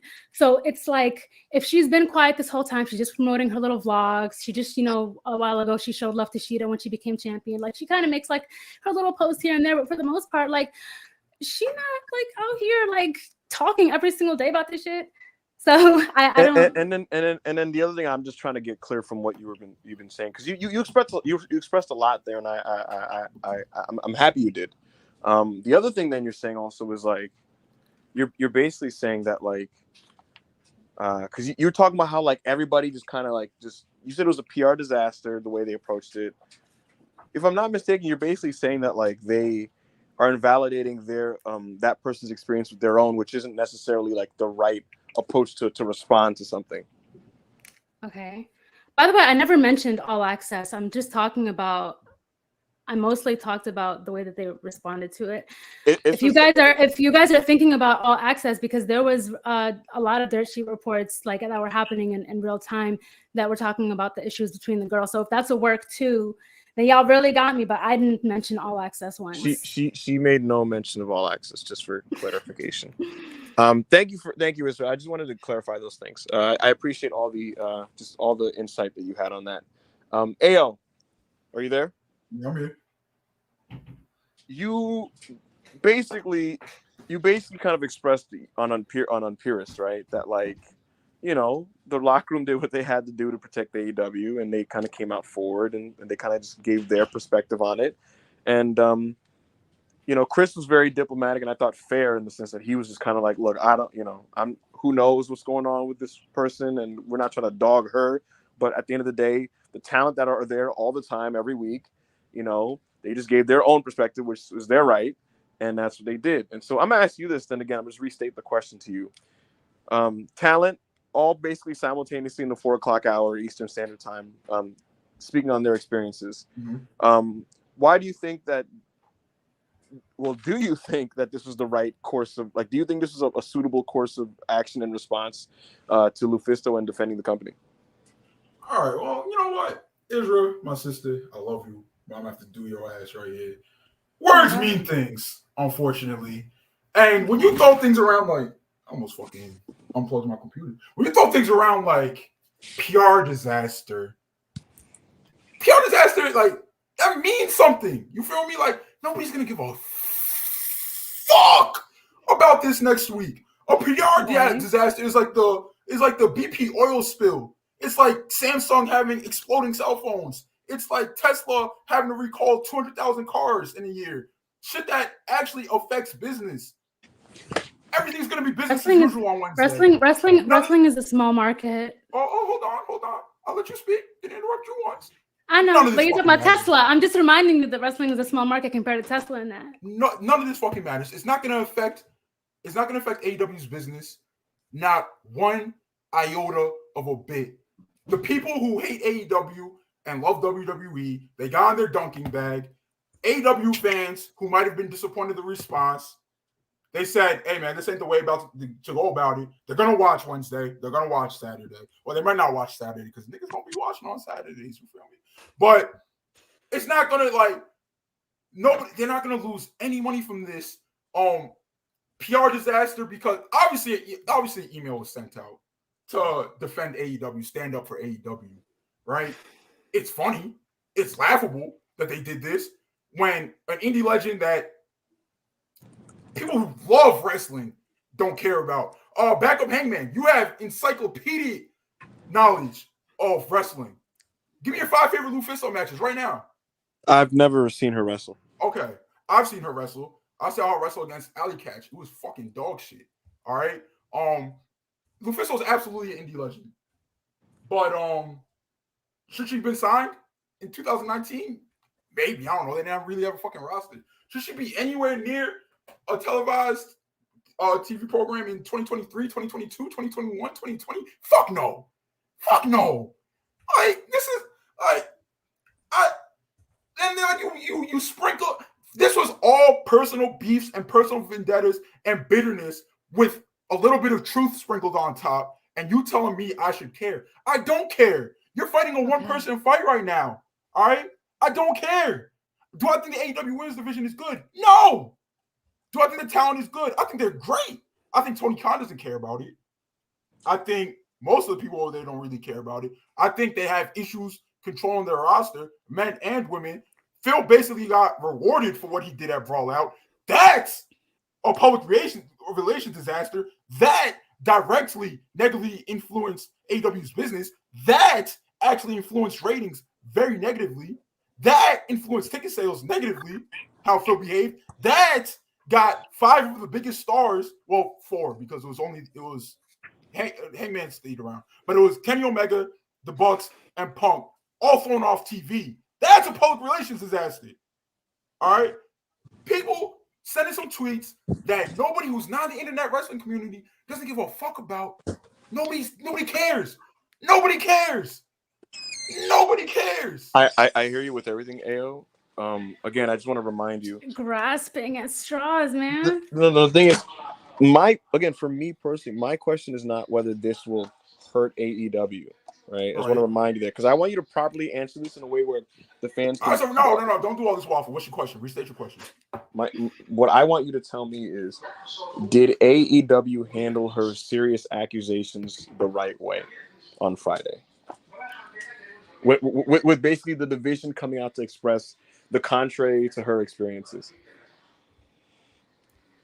Bro, I never expressed publicly or privately that this was the right thing to do. So I'm gonna just get my shit off. I never expressed publicly. I'm gonna address what Israel was saying. I never said publicly or privately this is the right thing to do. I don't think it's a big deal either way. I think AEW was kind of chicken shit for caring. They wanted to stop a bug and they did. It is what it is, bro. Yeah. Should they ignore it? Yes. Like I said, everything. Nobody gives a fuck what Mephisto said, bro.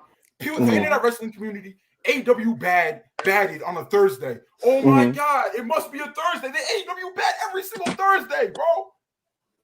Like then AEW sending out a memo and telling people to share your positive experiences with AEW is, if anything, it rallied the fan base. People were like, yeah, go team, which AEW fans love to do. Like some people call it a cult. Tony Khan calls it a very passionate and tight-knit fan base, right? I think they might put they're gonna fuck, bro. If anything, the internet wrestling community, they're going to you gotta turn off your TV. Oh, my fault. I'm sorry. They're gonna pretend shit's better than it actually is, because criticizing the women's division is one thing that you used to be able to get away with in AEW. I mean, you're still gonna be able to get away with it, like in AEW Twitter, like within AEW fans. That's one thing you were allowed to say, this is actually bad, and people will be like, yeah, it is pretty bad. All right. I think now that shit is champ, now that there's a common enemy in Lufisto, okay. I think people are gonna be like, you know what, actually, dope women good. You feel me? Whether shit really is good or not, like whether shit really improves or not, like even if it like gets marginally better, people are gonna pretend like, oh my god, this is the best division in the world now. I feel you. You know what's weird about this one, AO? Can I respond to AO? Yeah, go ahead. You... 100%. I get your opinions, Hangman. I didn't give a single opinion in any of your debates. No, I'm sorry. Go ahead. No, the thing is, I understand what AO is saying. Because at the end of the day, like, you want to watch wrestling for the wrestling, like you don't want to keep in mind like the backstage stuff, like while you're watching a show, like you just want to enjoy the wrestling. So that's completely valid. But to say that, you know, people are gonna forget about this when Thunder makes her return, like whenever that is, like it's gonna be a talking point. Like there's people are gonna have their eye on that. But besides the point to say that like words have meaning, claiming that Thunder hosted the meeting for Thunder to be completely fucking silent to me is crazy. And also kind Thunder of like Rose is signed off for social media. She doesn't run her accounts anymore. So to say maybe she crawls back on and DMs people and DMs Wrestle Purists and DMs fucking The Observer and DMs SRS, maybe she does. I don't know. But publicly, she said, I'm off this shit. And publicly, she's yet to return. So to say this can only be proven if Thunder Rosa decides she's returning to social media, I don't think that's fair at all. She said she was off this shit. If it's obvious that there was like a company email or some kind of like communication, then that was Thunder not in the email? Like Israel, I know you. It's something that's Israel, I know you. If you said I'm done with this Twitter shit, right? And logged off, and that was 5, 6, 7 months ago, and you've yet to return. You're not coming back to address 2, 3 people being lame on Twitter. You're gonna go back to that. That don't matter. If your boss tells you you got to talk about this, you got to address this, and you chose to be quiet. They said if you want to speak on your positive You read the email? That was sent. I've seen it. 100%. On mommy. And that was sent to the entire women's roster. Like 5 people responded to it. So it's not like everybody's got to say something or whatever. Would you want Thunder Rosa to say something? In an ideal world where this kind of circles around her low key, I guess so. But like saying that, thinking that her not returning to social media after half a year of saying I'm off this shit is a smoking gun is ridiculous in my mind because she's not on social. Publicly, at least. Maybe she's DMing people, but publicly she said I'm off this shit and she's yet to return. If people are lying on your name, at the very least, she could have like included it in one of her little vlogs that she does, since she doesn't want to use Twitter. Her vlog hasn't dropped yet. So All right. Well, that's valid. I want to respond to you bringing up the wrestling ability, because Lufisto, whether you think Lufisto or Thunder or Britt are mid or terrible or whatever, or Big Swole back in the day. Like if there's a situation where it's about the principle of things and their wrestling ability is brought up, it kind of like, well, what's the point of this even being brought up? No, because I take bullying very seriously. I take suicide very seriously. Like all of us, including a lot of these wrestlers that are employed under WWE, either know someone or knew someone that has dealt with this in their lives. So in my, like, the reason that this is bugging me, not like bugging me, but the reason why I think this matters is because when that is the core subject, when the subject is the allegation being that Thunder was basically put in a room and people are like shitting on her and making her feel bad about herself and accusing her of things that's not true, they haven't responded to the fact that is true or not. They just basically said like, no, we all love each other. Oh my God, like fuck this bitch. She just wants clout. It's like, I just don't see how that's relevant to the talking point.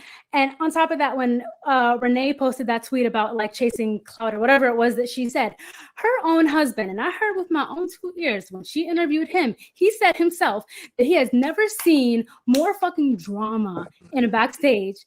And I'm paraphrasing, so I apologize. I'm sure the way he said it was much more triumphant. But something along those lines of like there being so much fucking drama to the point where he just like rolled his eyes and like had to bring that up in this I'm sorry, who are you talking about? Mox. Remember that interview?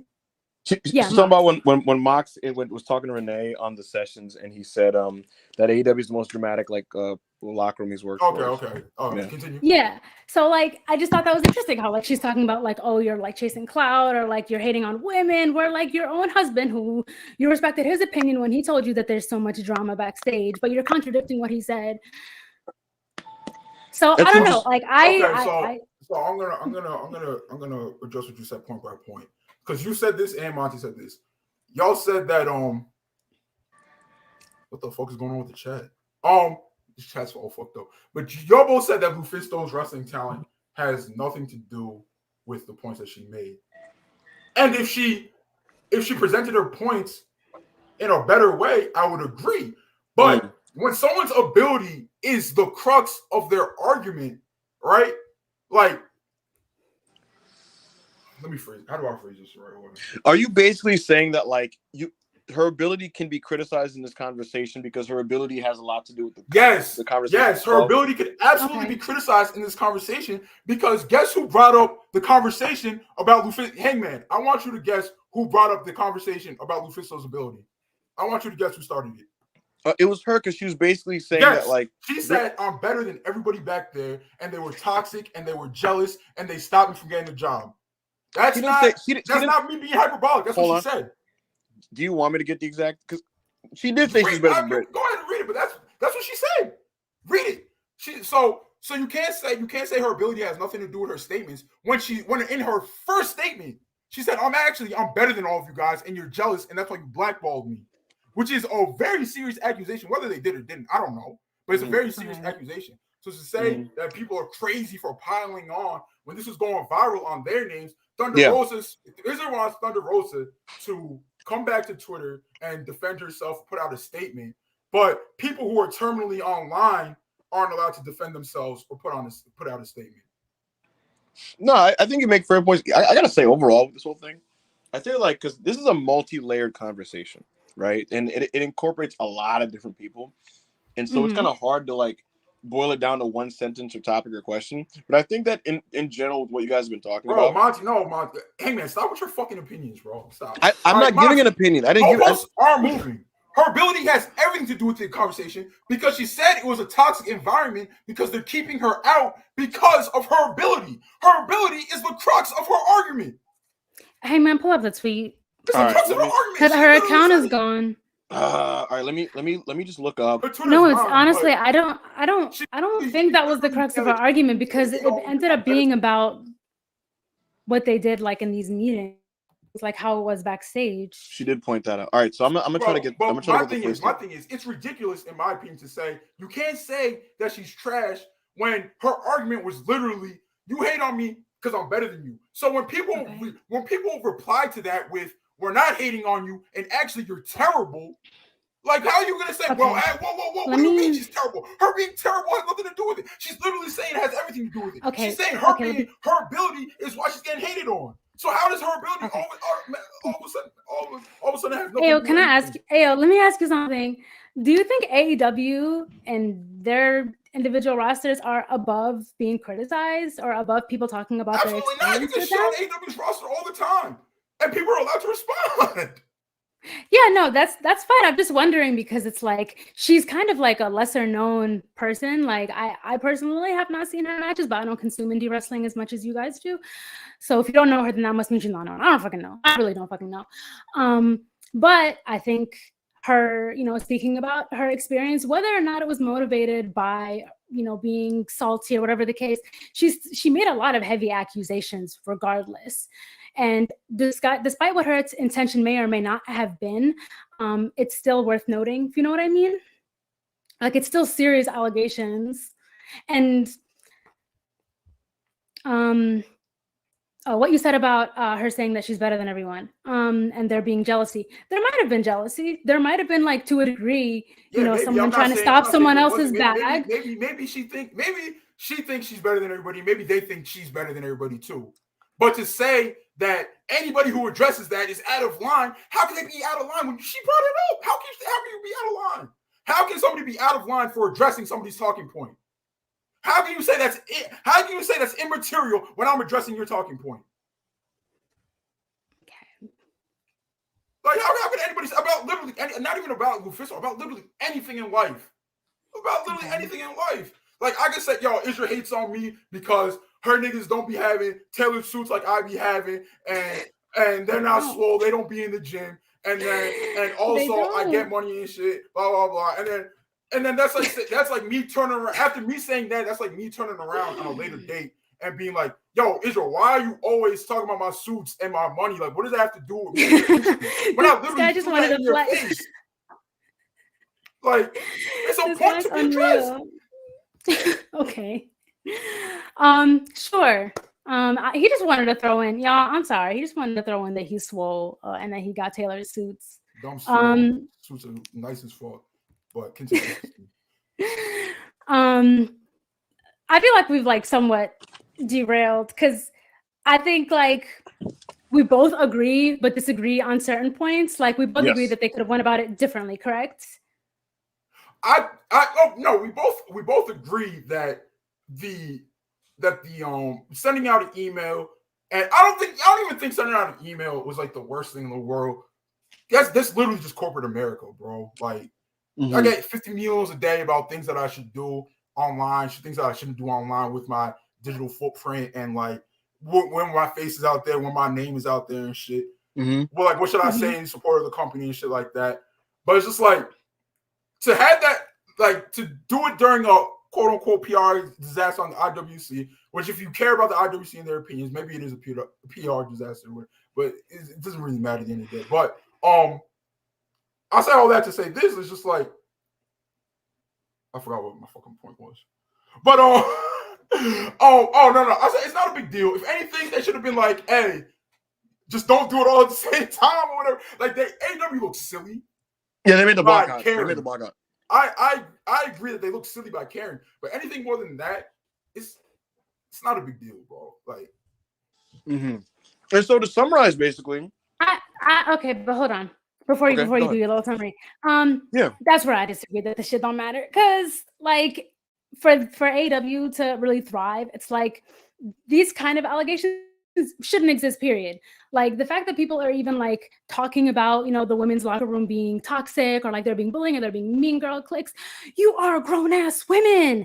Like if I was back there, I would be like, get it the fuck together. Cause like you got a job to do. Like if you don't like someone, tough fucking shit. You gotta work with them regardless. And you have to put up like a really good performance with them. I don't give a fuck if you don't like each other. Or whether the case be like someone's friends don't like you and like you're being ganged up on. It's like that group needs to be fucking addressed because these kind of things like in a work environment where you literally have to work together, like there needs to be boundaries and a level of professionalism that like you cannot argue. Like you can't be like, oh, well, like I have my personal feelings. Fuck you and your personal feelings, little sis. Like you got a job to do. Like, and that's that because like you're making shit stressful for other people for no reason. You're bringing bad PR to AEW for no fucking reason. If all these allegations are true and you have a woman sitting at home thinking about killing herself, that's fucked up too for no fucking reason. And like, I would just want to say to Thunder, if for whatever reason she's watching this, it is not your job, honestly, to have to stand up to people that hurt you. You deserve respect. It's not. And I want to put out there that I absolutely think it was bullshit that Britt Baker kept poking Thunder. Is like, hey, when Thunder Rosa wants to speak on this, it can all be cleared up. Like she did it twice, and I think that's bullshit. So that's not my argument. Like I 100% agree with Israel there. Her name does not need to be invoked in these situations. To the girls that's like keep speaking, the more you talk, the more guilty you look. Just shut the fuck up and let your actions do the talking and learn how to actually work together and fuck this bullshit like on Twitter, fuck this bullshit backstage like you, because I'm not going to bring another, I have something anecdotal, but maybe I'll save it for another day. Bottom line is like, this has drawn out for like much longer than it needed to be. And if people are being personally affected by this negatively, as a grown-ass fucking woman, I'm sure some of them have like, younger siblings or kids or whatever. Like you should just know better. And like you should make things right with the person that you hurt. Fuck your ego. Put your ego to the side because shit is only going to keep getting worse for you. And that's that. That's just my all right. two So cents. my closing statement is that you said for AEW to thrive, quote unquote PR disasters like this can't happen. Meanwhile, the biggest wrestling promotion in the world, the World Wrestling Federation, is doing their best business in almost 30 years.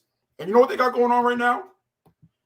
Their chairman and CEO just got raided by the FBI. Their chairman and CEO currently just got exposed for having intermarital relationships, many which were not consensual, with women that were employed by him. Some being talent. Their chairman and CEO is under investigation by the fucking Stock Exchange Commission.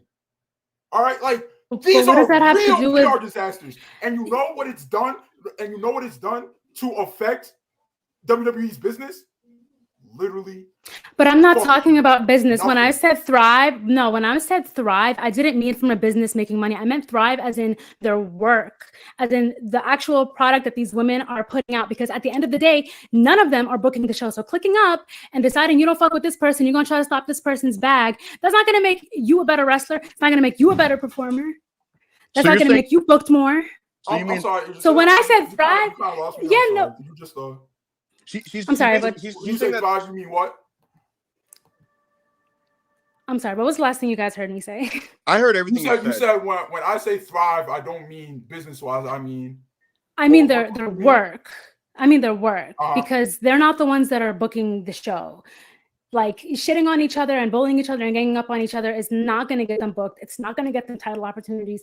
Like it's unprofessional as fuck, and it's not going to make you better. Like that's what I meant by thriving. I meant like because it's it's literally group work. Like when you're like having like a toxic environment, like it's going to kill the vibe. Basically, it's going to make it harder for you to work with others when there's tension. Is what I meant by thrive. I didn't mean like making Tony Khan more money. Okay. That's a fair distinction because you know, like AO's reply was valid and you basically was like, I'm talking about the quality of like the content, not like business of AEW. I thought this was a good discussion, guys, to be honest with you. I think that no matter what your spectrum of opinion is on this entire situation, I think that we've highlighted pretty much all the talking points. And I think both of you guys did really good with that. And again, basically, Israel's saying that this is not how a serious accusation should be handled, and it's damaging from a PR standpoint. And AO is saying that, like, you know, they have the right to respond in defense of their company, and that this isn't going to hurt AEW in any way. You guys both made really good points. I almost feel weird making people vote on this because it's like serious. I don't think so. I don't think this is necessarily. But I mean, you still can. Like, I don't mind. I don't want to. Okay, but if you're watching this or listening, leave a comment. Like, I really want to know everyone's opinion, whether it be about something me and AO said or just like generally like anything you want to add to the conversation. I'm actually like genuinely like interested in hearing what everyone has to say. I'm not going to vote on this, but I thought this was a good discussion personally. That's just me. Everybody get a vote in. We appreciate you, Israel. Love you. Great talk. Love you. Absolutely. Yeah, man, that was good shit. That was the last of the face-offs today. This is going to be a show that we're going to continue to do on every Sunday. We're going to tweak the formula and all that fun stuff for sure, and continue to adjust. And not to peel the curtain back, but low key, we only had like an hour and a half to like prepare for this. Like it was kind of like later, so this all came about and like became what it is, like with like a very short amount of time. So I'm really proud of us. Like I thought this was really solid. And that's what makes a pilot, because you know, when the first episode is here, that's when the formula is fully set up. And right now, this is just kind of working out the kinks. And I had fun with the show that we did. And you guys have been supporting us in full effect. I mean, over 200 viewers for most of the stream.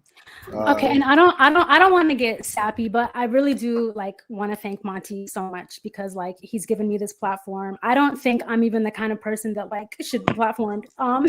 But like he always gave me an opportunity, gave a lot of us an opportunity, and like I'm really like excited to see where the show could go in the future. I'll hopefully in the future episodes be more prepared and like not let Evil cook me again, because that was embarrassing and you guys need to have my fucking back more. But anyways, go ahead. What were you saying, Ibu? Oh wait, let me put this back in the chat. Make sure y'all getting your votes in. Get your votes in. Well, we're gonna get into these super chats. I'm not sure if we have any. And make sure if you came this far, because this was a pretty long one. Oh, we gotta sing. No. Bam specifically called out Ibu. So Ibu's got to sing Genie in a Bottle. So let me see. Where did we leave off on the super chats? Okay, the homie Azar Heart, $10 super chat. She lost the plot when she went from her beef with Ruby Soho to trying to cash in on people who already hate Brit. She didn't even meet Brit in her Fightful interview. Bro, she literally started jumping around. When she saw people don't play about Ruby, she was like, oh, but Brit Bad's cool. We back to Brit's back on Brit's ass.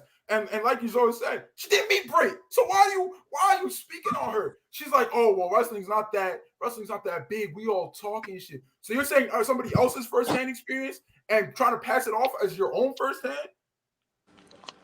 I don't know, man.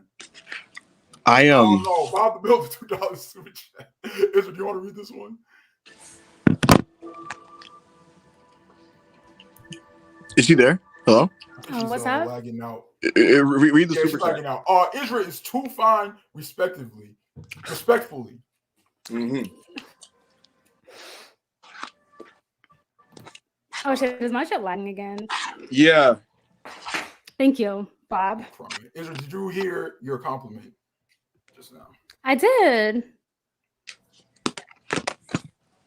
Okay. Y'all not hear me? Now you're gonna lag, but it is what it is. I'm on Chris mode. I'm eating right now. I can't capture you, but anyway, just had a great dinner.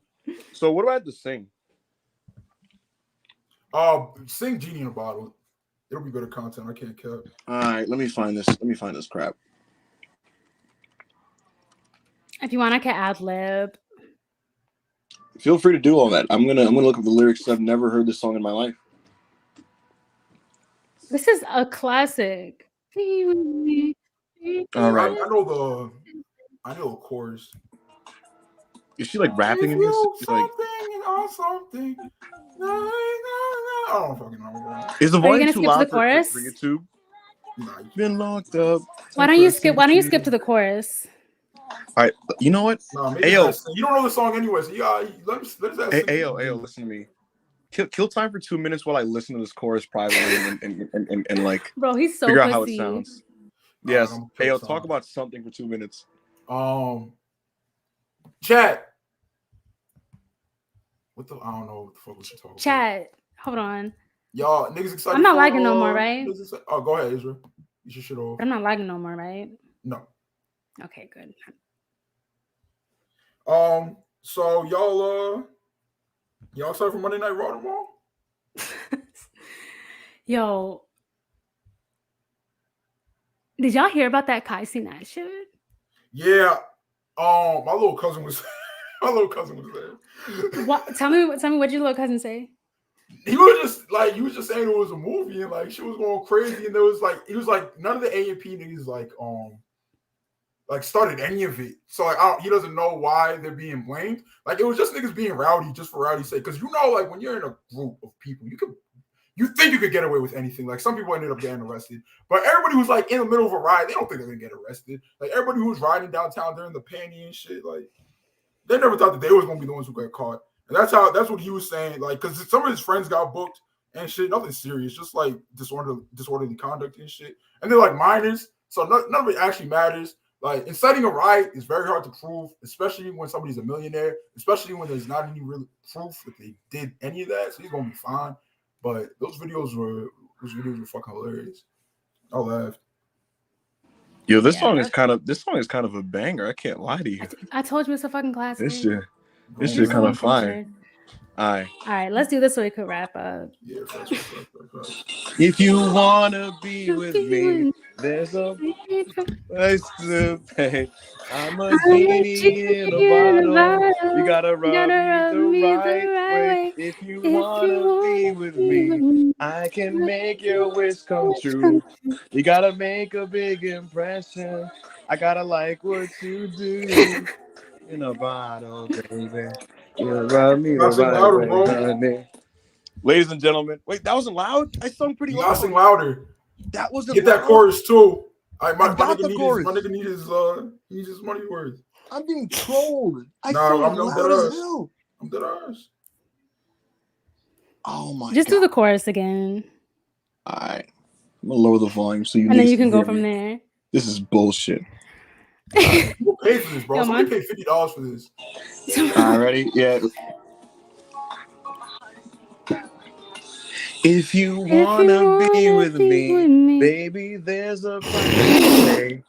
I'm a genie in a bottle. You gotta rub me the right way. If you wanna be with me, I can make your wish come true. You gotta make a big impression.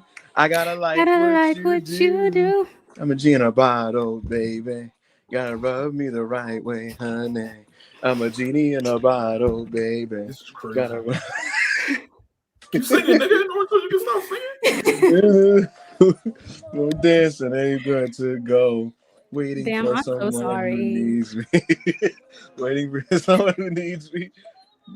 I don't know this part, nigga. I only studied the hook. Yo, Amari, you gotta fucking chill. Like, stop. What? I'm a band. You know I'm a chat mod. I saw what he said. I thought he said something crazy and offensive. Kai said he was singing like his life was on the line. Yeah, man, Bam. That was kind of crazy singing pop tunes from Christina Aguilera solo, but I appreciate that. Hey, It is no wedding. No.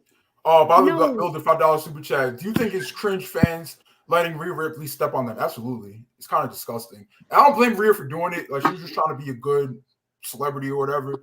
I blame security for letting it happen. They should have told Rhea no, low key. I think America's a free country, and if a man wants to be stepped on by a woman, it's his right to pay to get stepped on. Bro, going up to a woman Atlas.